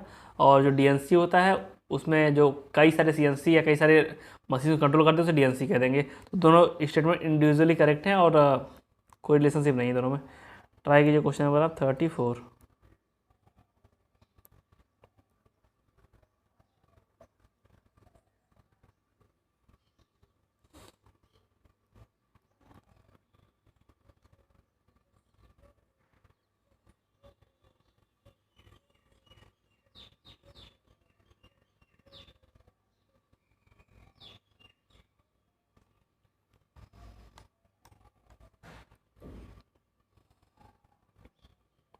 दो जो 83 ये दिया हुआ है, इसका काम होता है ड्रिलिंग करना, इस पॉइंट में जाके ड्रिलिंग करना है। ठीक है, बस इतना पता होना चाहिए आपको।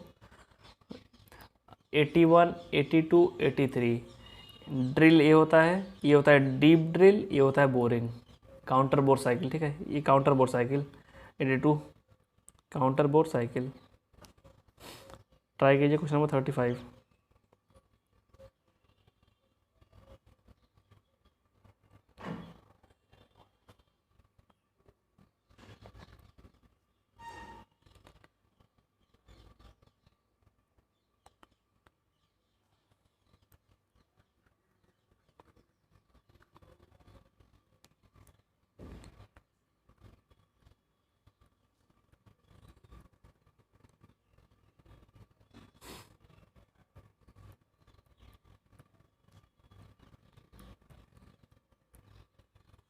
देखो, सिंपल बात है, रोबोट है सिलेंडर रोबोट, तो उसका हाथ चारों तरफ घूमेगा लेकिन वो उस एरिया के अंदर नहीं आ पाएगा जहाँ से वो जॉइंट होगा। समझ पा रहे हो कि नहीं बात?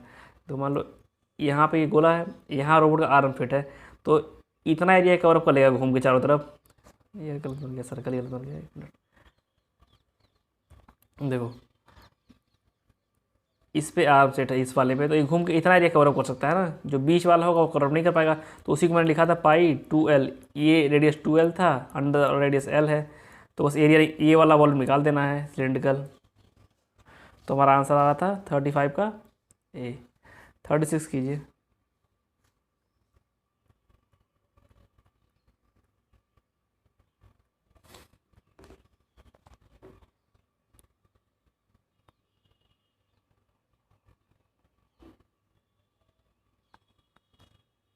तो उससे पूछा गया कि रोबोट के लिए जो कॉकपिट में जो हैंडलिंग लगी होती है वो सिमुलेटर कौन सा रोबोट होता है? तो यार याद करना है, पैरेलल रोबोट इसका आंसर होता है। ठीक है, ये फैक्चुअल बेस क्वेश्चन। 36 का सी याद कर लो, 37 याद करिए, 37 करिए।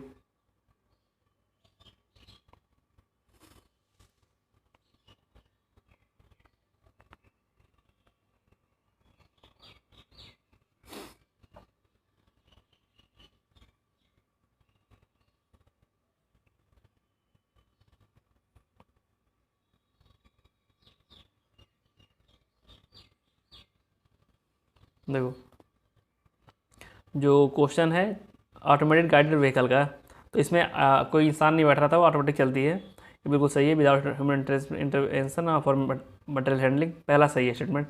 दूसरा जो बोला कि automatic storage and retrieval system is a part of CNC machine and use for the machining operation, ये गलत है, क्योंकि अगर हम ऑटोमेटिक मटेरियल ट्रांसफर कर, जो पीछे की मशीन डिस्कस की हुई 2 बार हम डिस्कस की ऑटोमेटिक वाली, उसमें ये सब काम होता है कि ट्रांसफर भी करेगा, काम भी करेगा, प्रोसेसिंग भी करेगा, लेकिन सीएनसी में नहीं होता। तो मेरे हिसाब से आंसर इसका सी होना चाहिए, ये गलत होना चाहिए। लेकिन मैंने एग्जाम बुक मैच कराया था तो वहाँ पे आंसर उन्होंने बी दिया हुआ, तो मतलब मॉडल सर के नोट्स है उसमें बी दिया हुआ आंसर, और मुझे भी सी लगता है इसका आंसर, और जो हमारा ये बुक है उसमें सी दिया हुआ है, ठीक है। 37 का सी में मारूंगा, और जो मॉडल सर ने दिया है उसका आंसर बी है। या तो मॉडल का मैं इसलिए मॉडल सर का आंसर मैं इसलिए बताता हूँ क्योंकि काफ़ी रेप्यूटेड टीचर हैं वो, काफ़ी उन्होंने एग्जाम क्रैक किए हुए हैं, मतलब टॉपर पता कहाँ कहाँ रहे हुए हैं, काफ़ी आईएएस भी थे, आईएएस ऑफिसर भी थे, तो यही सब चीज़ मैटर कर रही है, तो वही बता रहा हूँ उस हिसाब से।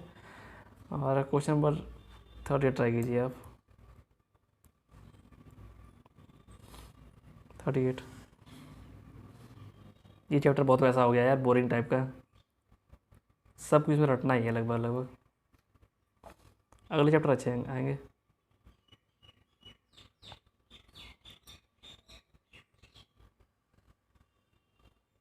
तो एनसी मशीन के बारे में बात की गई है, तो इसमें पढ़ोगे चौथा स्टेटमेंट, तो post processor is a item of hardware, ये फर्जी स्टेटमेंट है, ये सॉफ्टवेयर होता है। तो चौथा काटते ही आंसर जाएगा आपका 38 का डी, ठीक है। 39 के लिए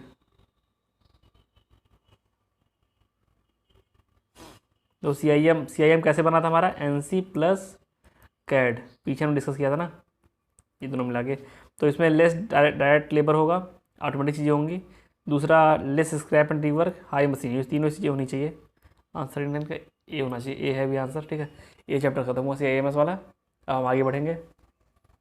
बहुत बोरिंग चैप्टर था यार, बहुत बोरिंग, इसी बोरिंग कहीं आंसर नहीं किया मैंने। अब आता है अनकन्वेंशनल मशीनिंग, ये अच्छा चैप्टर है, ये समझने लायक है, ठीक है। तो पहला क्वेश्चन ट्राई कीजिए।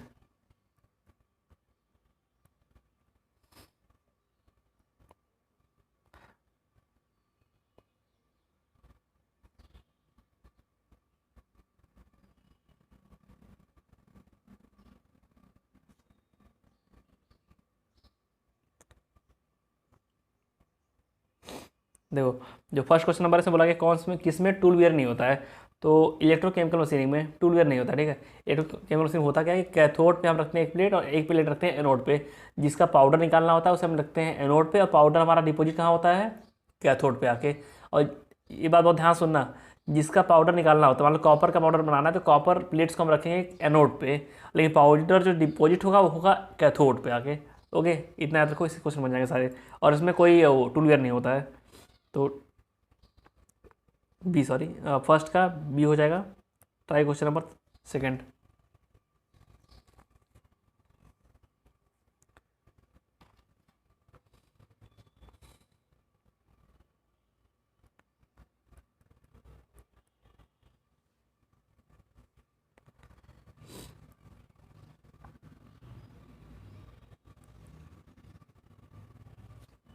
तो सेकंड क्वेश्चन नंबर उसमें बोला गया अल्ट्रासोनिक मशीनिंग।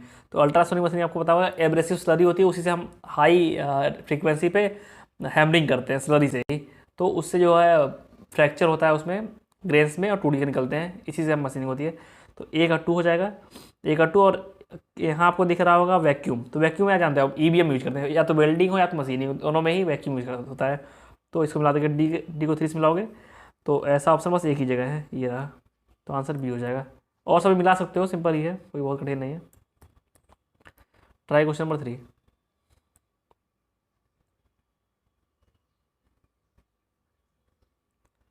तो कुछ स्पेसिफिक एप्लीकेशन होते हैं वो आप याद करो, डाई सिंकिंग हमेशा ईडीएम में होगा, डाई सिंकिंग हमेशा ईडीएम में होगा, डेवरिंग डेवरिंग हमेशा होगा अल्ट्रासोनिक मशीनिंग में,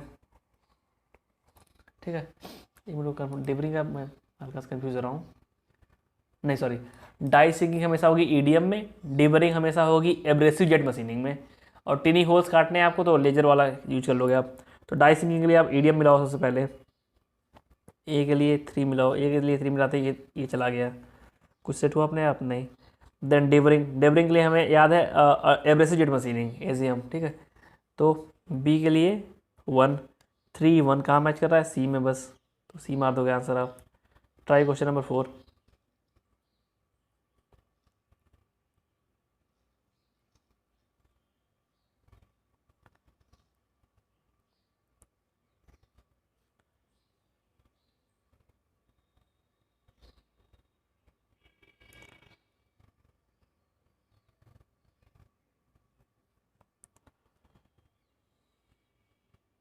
देखो ये क्वेश्चन है कि copper bonded aluminium, rubber bonded aluminium, ये फर्जी है, रबर बॉन्डिंग नहीं होती है कॉपर बॉन्ड। अगर इलेक्ट्रो ग्राइंडिंग कर रहे हो तो करंट पास करना पड़ेगा, तो रबर कैसे करंट पास करेगा यार, वहाँ कॉपर चाहिए ना।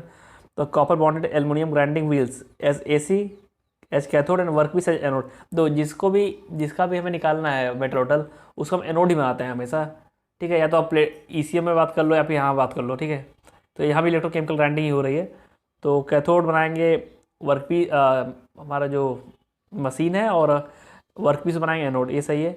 और देखो 90% मटेरियल रिमूव होगा इलेक्ट्रोकेमिकल ग्राइंडिंग में, 90% मटेरियल रिमूव होगा ड्यू टू द इलेक्ट्रोकेमिकल, और 10% ड्यू टू द ग्राइंडिंग, ये आप याद कर लो। तो यहाँ जो स्टेटमेंट दिया हुआ है material removal takes place due to the pressure applied by the grinding wheels, ये 10% देगा बस।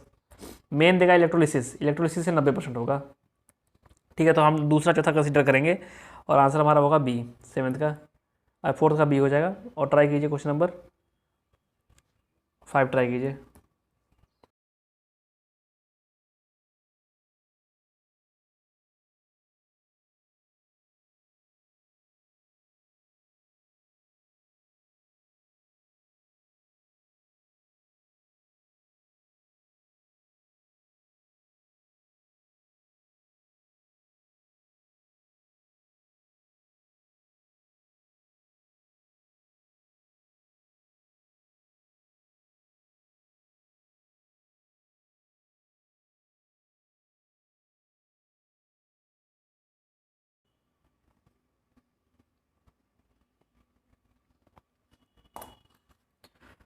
देखो ECM has the shape of cavity, mirror image of tool, ऐसा कुछ नहीं, इसमें टूल कुछ नहीं होता है, इसमें इलेक्ट्रोलिसिस होती है, तो ये गलत हो गया, ठीक है। 5th का हो गया हमारा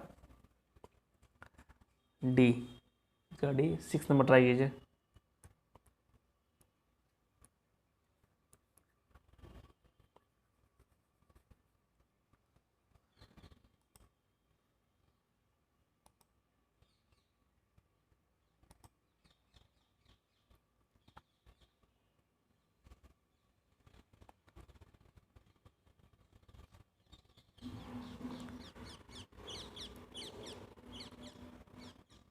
देखो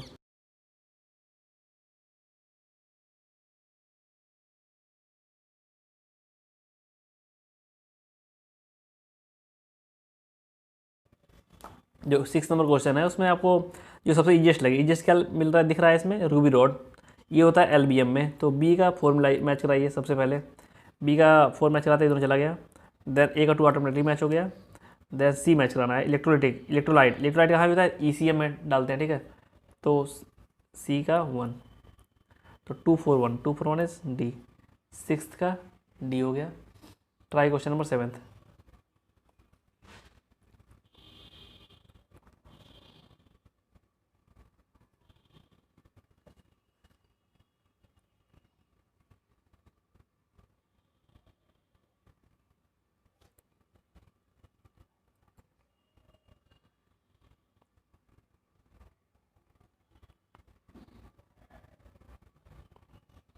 दो ये जो स्टेटमेंट है 7th वाला, water jet machining uses high pressure and high velocity water streams which act as a saw and cut narrow group. हाँ ये सही है, बहुत हाई वेलोसिटी से वाटर को इंजेक्ट करते हैं तो काट देता है, ठीक है। आप अगर यूट्यूब पर सर्च करोगे तो दिखाएगा अच्छे से कि काफ़ी हैवी जो काफ़ी स्ट्रॉन्ग या हार्ड मेटल होते हैं वो भी कट जाते हैं वाटर जेट मशीनिंग से, ठीक है।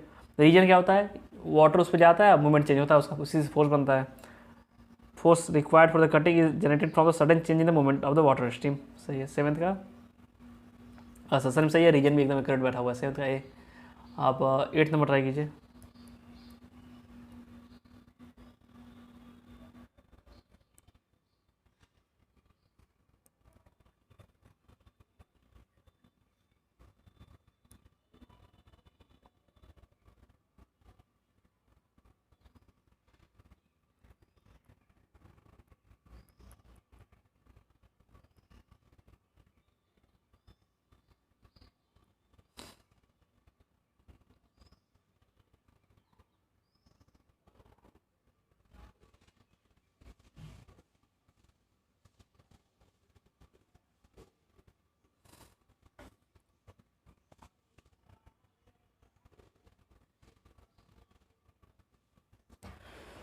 देखो जो 8th नंबर क्वेश्चन है उसमें एलबीएम पहले है, तो एलबीएम में आप जानते हो माइक्रो ड्रिलिंग या माइक्रो वेल्डिंग ऑफ मटेरियल्स, ठीक है। दूसरा यूएसएम, अल्ट्रासोनिक मशीनिंग में देखो ये खास बात होती है ना, इससे हम ब्रिटल मटेरियल का भी मशीनिंग कर सकते हैं। तो सी का 1 हो गया, 2 3 ये अब चला गया। अब बचता हमारे पास ए के लिए 3 and 4, ईडीएम के लिए 3 and 4, shaping of the hard material और the reshaping of cemented carbide tools. देखो ईडीएम में जो होता है मटेरियल डक्टाइल नहीं होना चाहिए, शायद डक्टाइल होना चाहिए ईडीएम में, ओके। और यहाँ तक और इसमें बात कर रहे हैं सीमेंटेड कार्बाइड की, तो सीमेंटेड कार्बाइड के लिए सबसे बेस्ट, सीमेंटेड कार्बाइड बहुत हार्ड भी होता है, ठीक है, बहुत ही हार्ड होता है कंपेयर टू जो हमारा अदर मटेरियल्स होते हैं। तो ईसीएम में कोई भी है, ईसीएम में तो केमिकल मशीनिंग होनी है ना, इलेक्ट्रोलिसिस होनी है, उसमें कितना ही हार्ड रहे कितना कुछ कोई फर्क नहीं पड़ता है उसे। तो डी के लिए 3 बेस्ट मैच रहेगा एंड ए के लिए 4, डी के लिए 3 एंड ए के लिए 4, 42-13 सी आंसर 8th का सी। देखो अगर कुछ कोई क्वेश्चन आपको गलत लगता है ना, तो आप सिंपली कमेंट में बताया करो कि इस क्वेश्चन में ये डाउट्स है, तो वहाँ आप डिस्कस कर लेंगे, डाउट्स क्लियर हो जाएंगे, ओके।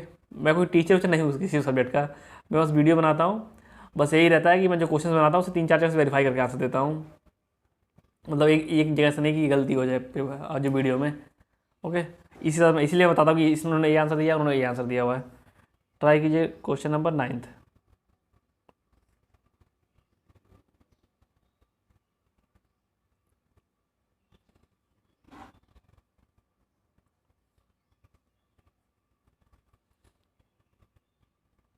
जो 9th नंबर जो क्वेश्चन है उसमें बोला गया कि लो वियरिंग किस में होगी, किस टाइप में ईडीएम में। तो silver tungsten and copper tungsten, tungsten का आप ले लोगे तो उसमें कब वियर होता है, 9th का सी। ट्राई कीजिए क्वेश्चन नंबर 10th ट्राई कीजिए।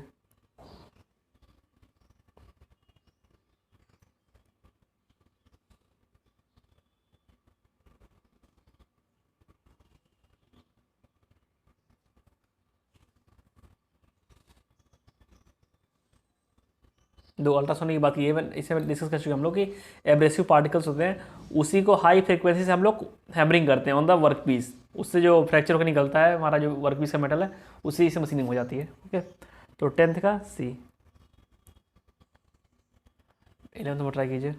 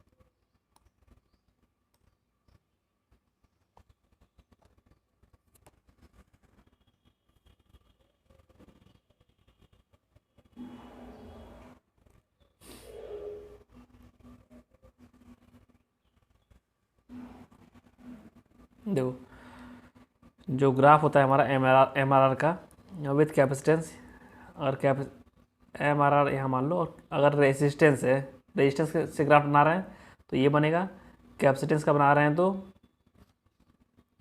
तीनों ग्राफ आप देख लो, ये बनेगा। मतलब रेजिस्टेंस बढ़ाने पे एम आर आर घट रहा है, एम आर आर घट रहा है, और डिक्रीजिंग रेजिस्टेंस, डिक्रीज अगर करेंगे तो एम आर आर बढ़ेगा, ये सही हो गया। और दूसरा कैपेसिटेंस वाला है, तो अगर आप कैपेसिटेंस बढ़ा रहे हैं तो एम आर आर बढ़ रहा है, तो M R R increases with decreasing, ये गलत हो गया, दूसरा एब्सॉर्ड हो गया, तो ये काट हो गया, आप सी हो जाएगा आंसर, ठीक है। तो 11th का सी।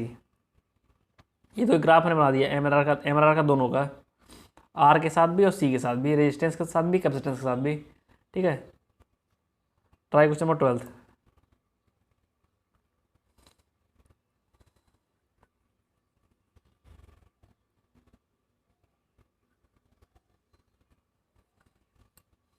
जो 12th में बोला गया कि कौन सा एनसी मशीन का कंपोनेंट है, एनसी मशीन का कंपोनेंट कौन सा है, तो part program is not the component of NC machine. NC machine में पार्ट प्रोग्रामिंग नहीं होती है, वो C N C D N C में होती है, ओके। तो ये आप काटोगे तो 1 काटते ही आपका सी आंसर आ जाएगा 12th का सी। ट्राई क्वेश्चन नंबर 13 और उसके बाद 14 में ट्राई कीजिए, 13 14 साथ में ट्राई कीजिए।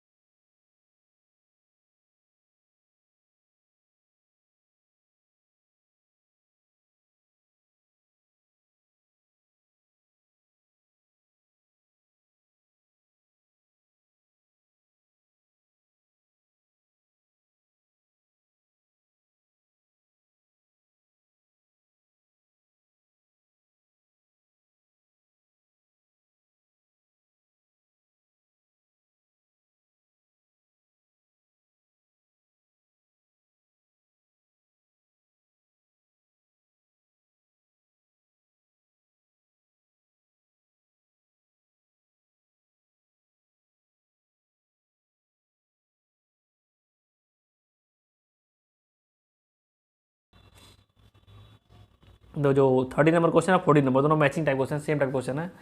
तो अगर आप देखोगे तो अनकन्वेंशनल मशीनिंग के बारे में बोलना बताना है इसमें, तो different form of energy directly applied to the work piece to have the same transformation, सही है। दूसरा, relative motion between the work piece and tool essential, relative motion नहीं होता है, ऐसा कुछ नहीं होता है। यही दिक्कत थी हमारी कन्वेंशनल मशीनिंग में, इसीलिए हम अनकन्वेंशनल में आए थे। तो एक एब्सर्ड है, तो 2 वाले काट दो सारे ऑप्शन। 13th का डी हो गया, 14th करिए। 14th में देखो बताता हूँ डायरेक्टली, ये दोनों रिपीटेड क्वेश्चन है। तो कौन सा करेक्ट है अनकन्वेंशनल मशीनिंग में, तो इस पहला इन्होंने बोला कि डायरेक्ट कॉन्टैक्ट होना चाहिए, ये गलत है। दूसरा बोला कि हार्डर होना चाहिए, ये भी गलत है। तीसरा है कि tool is never in contact with the job, ये सही है, टूल जॉब कॉन्टैक्ट कभी नहीं आता है, ठीक है। यही तो फायदा होता है अनकन्वेंशनल का, ये सही है। और चौथा देखो वही रिलेटिव मोशन बोल दिया है जो पीछे हमने किया था, दोनों क्वेश्चन सेम टाइप के हैं। 14th का सी हो जाएगा। Try question number 15।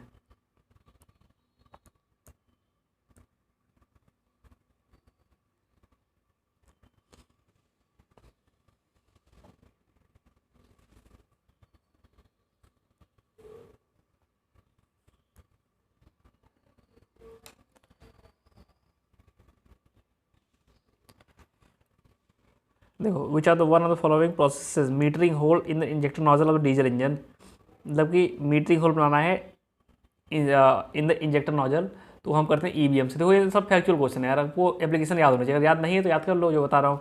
और जो क्वेश्चन इसी के रिपीट है, इसी से क्वेश्चन बनते हैं सबके, और कहीं से कोई कुछ क्वेश्चन नहीं बनाता है, सब लोग यहीं से छापते हैं। तो 15th का सी हो गया। Try question number 16।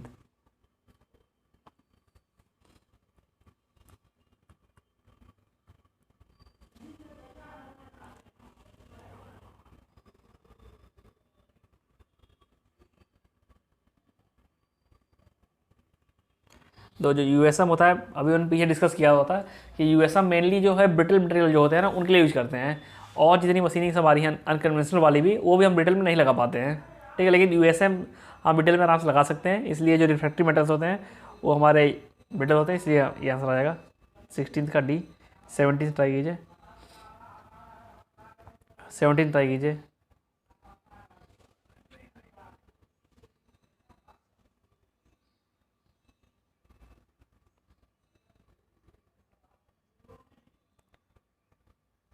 देखो जो 17 नंबर क्वेश्चन है ना, जो 17 नंबर क्वेश्चन है, इसमें कंफ्यूज मत होना। इसमें इन्होंने पूछा है मटेरियल रिमूवल रेट इफिशियंसी, मतलब कि rate of material with respect to rate of material removal with respect to energy efficiency की बात कर दी गई है ना। तो ये सबसे बेस्ट होता है ईसीएम में। और अगर मटेरियल रिमूवल रेट बस बोल देता कि किसी मटेरियल रिमूवल रेट ज़्यादा होगा तो वहाँ पे प्लाज्मा आर्क मशीनिंग आता। ओके, तो यहाँ पे आंसर सी होना चाहिए, सी, क्योंकि उस सी नहीं बी होना चाहिए, सॉरी। आंसर शुड भी इलेक्ट्रोकेमिकल मशीन, मतलब बी होना चाहिए आंसर। लेकिन जो इन्होंने ये चीज़ ध्यान नहीं दी है, बस एमआरआर के बेसिस पे आंसर दे दिया है। तो 17 का इन्होंने जो आंसर दिया है वो है डी, बस आंसर होना चाहिए, आंसर बी होना चाहिए। जो इनका आंसर डी दिया है, कि मुझे जो लगता है बी लगता है, क्योंकि और मैंने वेरीफाई भी कराया, बी आंसर होना चाहिए इसका। अब ट्राई कीजिए क्वेश्चन नंबर 18।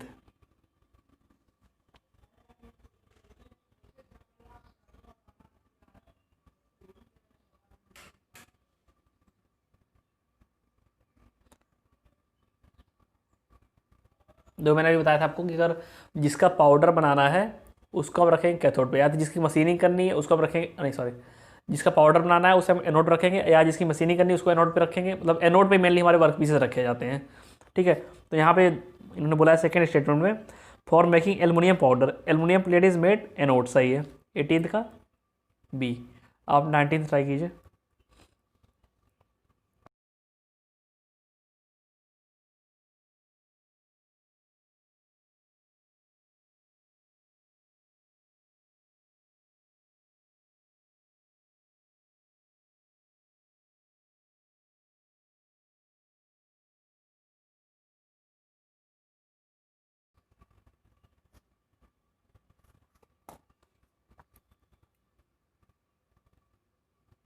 तो ईडीएम की बात की गई है, ईडीएम की। तो इन्होंने बोला गया है कि tool is made cathode and work is anode, सही है। If in this process both electrodes are made the same material then the greater result anode बनाते हैं। देखो मैंने कई बार डिस्कस कर दिया अभी तक कि और जिस पे काम करना है, जिसका पाउडर बनाना है या फिर उसकी मशीनिंग करनी है, कुछ भी करना है, तो उसको हम एनोड ही बनाएंगे हमेशा। ठीक है, और रीजन नीचे उन्होंने जो दिया वो सही है कि अगर दोनों एनोड हो, दोनों सेम मटेरियल होगा कैथोड एनोड, तो जो एनोड पे जो है उसमें ज़्यादा मटेरियल रिमूवल होगा, वही ज़्यादा पाउडर बनेगा। ठीक है, तो 19 का ये हो जाएगा आंसर। 20 नंबर ट्राई कीजिए।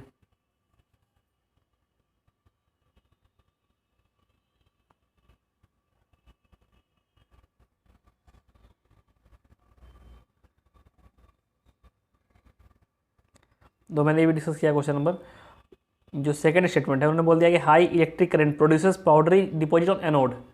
एनोड पे पाउडर डिपॉजिट नहीं होगा, बनेगा एनोड पे ही, लेकिन वो जाकर डिपॉजिट होगा कैथोड पे। ठीक है, तो ये गलत है, तो 20 का सी हो गया। Try 21 number.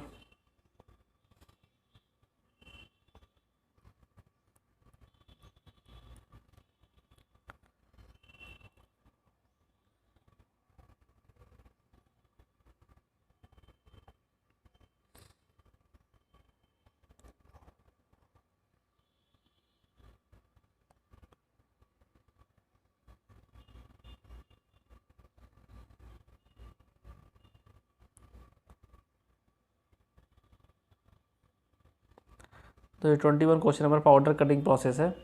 इसका मुझे बहुत अच्छे से आइडिया नहीं है, लेकिन उन्होंने जो आंसर ए दिया हुआ और पढ़ने में अगर आप ध्यान से पढ़ोगे तो ये पढ़ने में कन्विंसिंग भी लगता है कि हाँ सही होगा आंसर।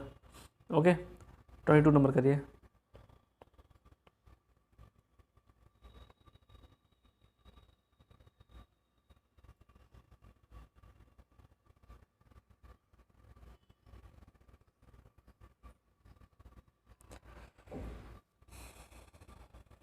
तो 22 क्वेश्चन नंबर उसमें बोला कि नॉन कन्वेंशनल मशीनिंग का एडवांटेजेस क्या क्या है। तो इसमें हम हाई स्ट्रेंथ का एलॉय को भी कर सकते हैं मशीनिंग। ठीक है, ईसीएम लगा देंगे वहाँ पे। कॉम्प्लेक्स शेप है वहाँ, वो भी कर सकते हैं आराम से, क्योंकि टूल को वर्कपीस से पहुँचना ही नहीं है, दूर से ही काम करना है उसे। ईडीएम ईबीएम लगा देंगे, एलबीएम लगा देंगे, कॉम्प्लेक्स शेप है तो। एक हाई एक्यूरेसी करनी है तो वो भी मिल जाएगा, सारी चीज़ मिल जाती है हमारी अनकन्वेंशनल में, तो तीनों ही आंसर होंगे। तो 22 का डी होना चाहिए। 23 ट्राई कीजिए।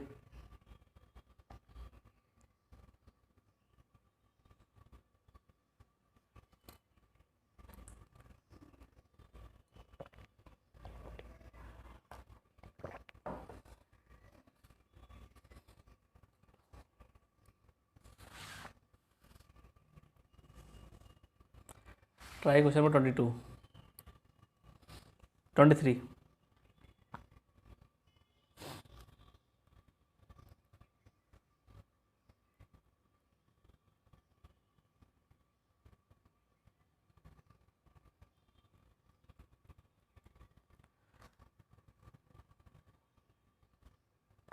तो इलेक्ट्रोकेमिकल मशीनिंग में कौन रिस्पॉन्सिबल है?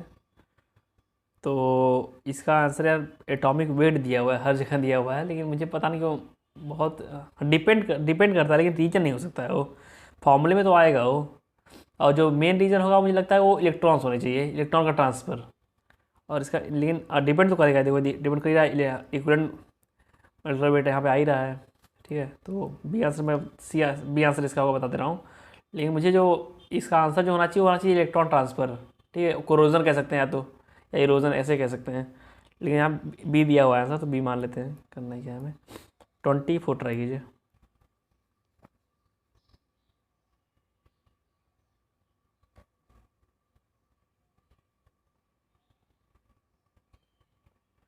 तो एब्रेसिव जेट मशीनिंग है ना, तो इसमें होता है कि एब्रेसिव जाता है और टकराता है हमारे वर्क पीस से। तो होता क्या है, वहाँ मैकेनिकल इम्पैक्ट लगता है और वो वहाँ से टूट जाता है वर्क पीस। ठीक है, तो मैकेनिकल इम्पैक्ट इसमें आंसर आएगा। 24 का भी आंसर आएगा। ट्राई। अब अगला चैप्टर हमारा आता है, it is about the powder metallurgy, and इसको करना स्टार्ट कीजिए।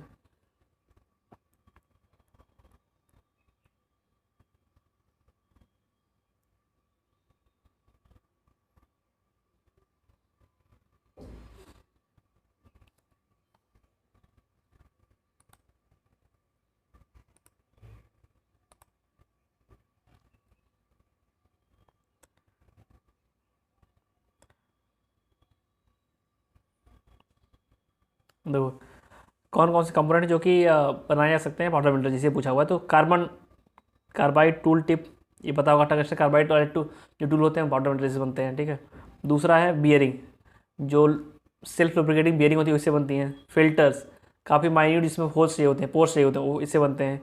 ब्रेक लाइनिंग वो इससे बनती है। ठीक है, चारों चीज़ें बनती हैं। नेक्स्ट क्वेश्चन करिए। पहले का डी हो गया, दूसरा करिए।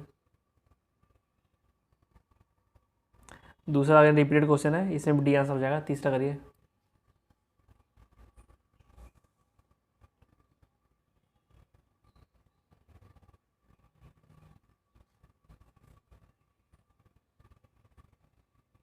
दो, बेयरिंग प्रॉपर्टी ऑफ बुश की बात की गई, तो बेयरिंग प्रॉपर्टी ऑफ बुश में होता है कि जो मेटल्स रहते हैं, जो पाउडर मेटल जब बनाते हैं जब किसी भी चीज़ को, तो उसमें पोर्स बचे रहते हैं। और इसमें करते हैं क्या, उस पोर्स में हम लिक्विड भर देते हैं, उसको डिप कर देते हैं लिक्विड में या लुब्रिकेंट में। तो बाय द कैपिलरी एक्शन वो पोर्स में पहुंच जाता है। और जब वर्किंग में लाते हैं उसे, उस बियरिंग या बुश को, तो वहाँ से हल्का हल्का लुब्रिकेंट निकलता रहता है, वो अपना काम करता रहता है। ठीक है, इसे हम कहते हैं इम्प्रिग्नेशन। इम्प्रिग्नेशन। ठीक है, तो आंसर इज बी। और जो इनफिल्ट्रेशन बोला गया है, इसमें हम मेटल को ही अंदर डालते हैं। ठीक है, लिक्विड नहीं, लुब्रिकेंट नहीं, मेटल को। जब मेटल डालते हैं अंदर तो उसको हम बोलते हैं इनफिल्ट्रेशन, और लिक्विड जब डालते हैं लुब्रिकेंट तो उसको बोलते हैं इनप्रिग्नेशन। ओके, तो थर्ड का बी हो जाएगा। और आप ट्राई कीजिए क्वेश्चन नंबर 4 ट्राई कीजिए।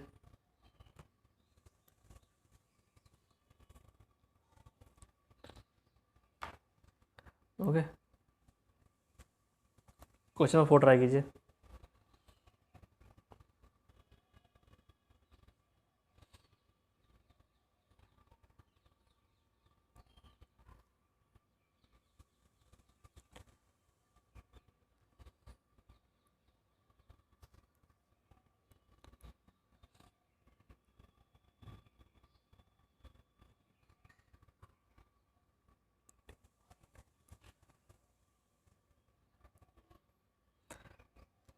तो मैनुफैक्चरिंग ऑफ गियर की बात हो रही है, इसमें बोला गया कि इसमें स्ट्रेंथ ज़्यादा आएगी। सबसे ज़्यादा स्ट्रेंथ आएगी आपकी फोर्जिंग वाले में, तो फोर सबसे ज़्यादा। फिर आएगा कास्ट, मशीनिंग करिए, अब स्टॉक्स निकालिए उसे किसी मशीनिंग करके। 3 कोई मतलब उसमें डिफेक्ट नहीं आएंगे। तीसरा आएगा, अब दो मेन कन्फ्यूजन हमारा है कास्टिंग और पाउडर मेटलर्जी में। तो अब ये जान लो कास्टिंग में स्ट्रेंथ कम रहेगी compare to the powder metallurgy. ठीक, तो सबसे कम 1 कास्टिंग में, फिर पाउडर मेटलर्जी में, फिर मशीनिंग फिर क्लोज फॉर्जिंग। 1 2 3 4 आंसर होना चाहिए। फोर्थ का ए है भी। ओके, फोर्थ का ए। फिफ्थ नंबर ट्राई कीजिए।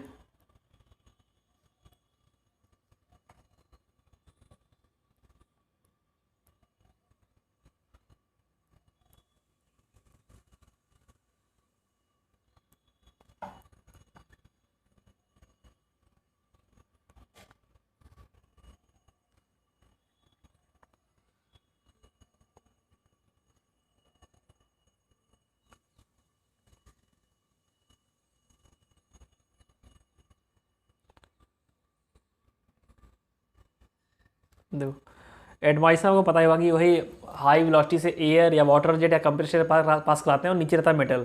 तो मेटल जो बाई कैपिलरी से ऊपर चढ़ जाता है और वहाँ से ब्रेकेज हो जाता है due to the high compressed air और वाटर जेट, ठीक है।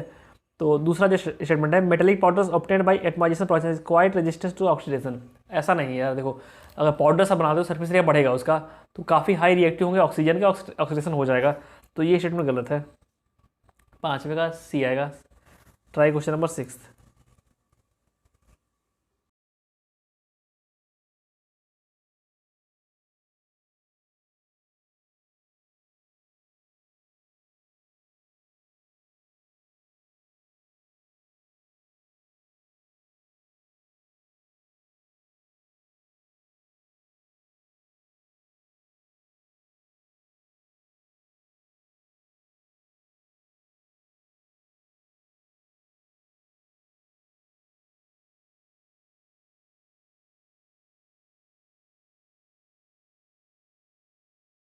ऑफ द पाउडर मेटलर्जी इसमें पूछा गया है। तो पहला कि shape, size and shape that can be produce economically, economically produce नहीं कर सकते हैं, पहली बात।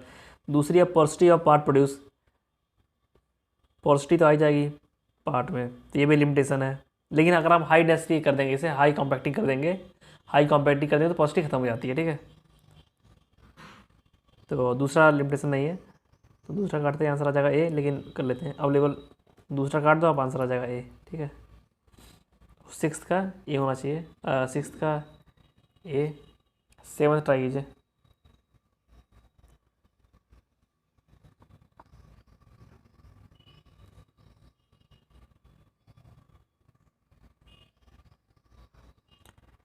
दो एडवांटेज पूछा पाउडर मेटलर्जी के, तो पहला जो तीसरा स्टेप है, लो इक्विपमेंट कॉस्ट, ये फर्जी है। इक्विपमेंट कॉस्ट हाई रहेगी, लेबर कॉस्ट कम हो सकती है क्योंकि चीज़ें ऑटोमेटिक होती हैं उसमें, वो हम मान सकते हैं। लेकिन लेबर कॉस्ट भी कम नहीं रहेगी, लेकिन एक एज्यूम्सन ले सकते हैं, हाँ ऑटोमेटिक होने की वजह से लेबर कॉस्ट कम आएगी, बट लो इक्विपमेंट कॉस्ट एकदम फर्जी आंसर है। तो ये जाएगा एंड बी बचेगा, सेवन्थ का बी। ट्राई कीजिए क्वेश्चन नंबर 8।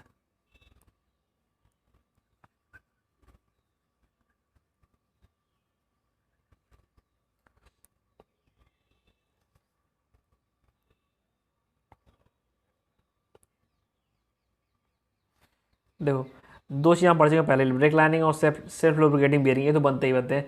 लेकिन जो ग्राइंडिंग व्हील है ना, तो ये मैंने काफ़ी चेक किया, तो वहाँ कई प्रोसेस होते हैं ग्राइंडिंग व्हील बनाने के, और एक प्रोसेस होता है पाउडर मेटलर्जी से बनाना। तो ये सही है, मतलब पाउडर मेटलर्जी से भी ग्राइंडिंग व्हील बन सकता है। तो एट्थ का ए आंसर होना चाहिए, ठीक है। ट्राई कीजिए क्वेश्चन नंबर 9। और एक जगह मैंने और चेक किया था, वहाँ उन्होंने हटा दिया था, ग्राइंडिंग व्हील को नहीं लिया था। लेकिन मुझे जो लगता है वो ए लगता है आंसर, और यहाँ भी ए दिया हुआ है आंसर।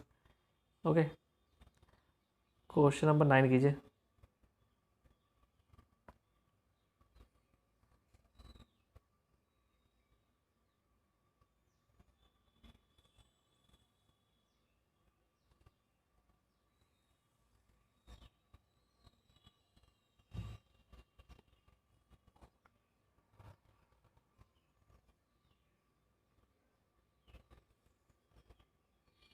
तो जो 9th नंबर क्वेश्चन है, इसमें थोड़ा सा डाउट है मुझे। जब भी मैंने पीछे एक क्वेश्चन किया था ना कि कास्टिंग से ज़्यादा स्ट्रांग बनेगा या फिर पाउडर मेटलर्जी, से हमने वहाँ पे पाउडर मेटलर्जी को आगे किया था, जब ध्यान दिया था। लेकिन वही क्वेश्चन यहाँ कॉन्ट्राडिक्ट होता है। देखो यहाँ इन्होंने बोला कि parts made by powder metallurgy do not have the good physical properties as part casted. तो ये इसको हम देखो यार, अब रीजन इसका ये ढूंढ सकते हैं कि पोर्स होते हैं उसमें काफ़ी ज़्यादा पाउडर मेटलर्जी में, इसलिए बहुत स्ट्रेंथ नहीं आ पाती है, ठीक है। लेकिन ये एक तरीके से गलत भी है, एक तरीके से देखा जाए दूसरे एंगल से, कि अगर हम हाई डेंस कर देंगे, हाई प्रेशर लगा देंगे, तो स्ट्रेंथ बढ़ भी जाएगी उसकी। ओके, तो यही सब चीज़ें, इसका मुझे एग्जैक्ट आंसर नहीं पता क्या होना चाहिए 9th का। और जो 9th यहाँ आंसर दिया हुआ, मैं आंसर दिए दे रहा हूँ, 9th का बी दिया है, ठीक है। आप क्वेश्चन नंबर ट्राई कीजिए, 10th नंबर। तो इनप्रिग्नेशन की बात आ गई, तो इनप्रिग्नेशन आप जानते हैं क्या होता है, कि जो हम पहले मेटल बना लेंगे, उसमें जो पोर्स रहेंगे उसमें हम लुब्रिकेंट भर देंगे, उसी को कहते हैं इनप्रिग्नेशन, इनप्रिग्नेशन, ठीक है।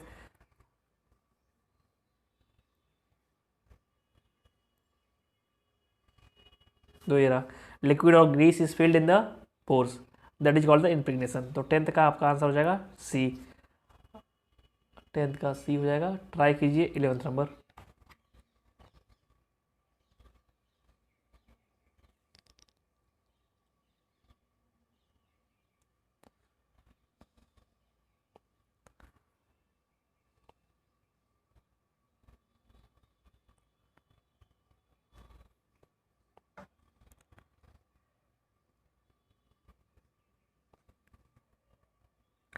दो मैंने अभी भी डिस्कस किया था अभी कि टंगस्टन कार्बाइड जो होता है वो हम बनाते हैं पाउडर मेटलर्जी से। तो यहाँ पे दिया हुआ है refractory metals made of the tungsten can be, पहला सही हो गया। दूसरा दिया है कि in powder metal, in metal powder control of grain size result in the relatively much uniformed structure, ये भी सही, कंट्रोल कर लेंगे अगर हम ग्रेन साइज तो हो जाएगा। तीसरा है कि powder heated in the die और mold at high temperature is then pressed and compacted to get the desired shape and strength, सही है। चारों सही स्टेटमेंट लग रहे हैं मुझे। तो 11th का डी होना चाहिए। थर्ड क्या है, powder heated in a die और mold at high temperature is pressed and compacted to get, सही रहा थर्ड वाला, इन्होंने नहीं दिया है लेकिन इन्होंने 11th का बी दिया हुआ है। अब क्या रीजन है ऑप्शन करने देखते हैं, रीजन क्या दिया है इन्होंने, चेक कर लेते हैं। 11th नंबर है ना, रीजन कोई दिया ही नहीं इन्होंने, रीजन गायब है इनका, ठीक है। तो फिर से पढ़ो क्वेश्चन को।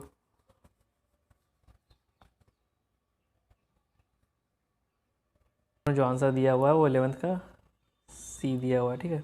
दूसरी बुक जो है उसमें बहुत कुछ दिया नहीं एक्सप्लेनेशन, बस उन्होंने पता नहीं क्या लिख दिया कि tungsten powder is not easy to compact due to its relative high hardness. ये कोई रीजन ही नहीं है इसका, टंगस्टन कहाँ से आ गया इसमें। आप 12th नंबर ट्राई कीजिए, 12th नंबर बी दिया है इन्होंने आंसर, और मुझे डी लगता है।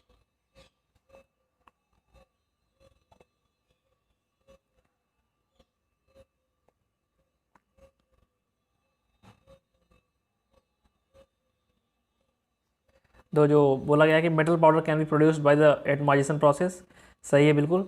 इन case of the metals with low melting point the size of particle can not be controlled and the shape of particle remains regular, ये फर्जी है।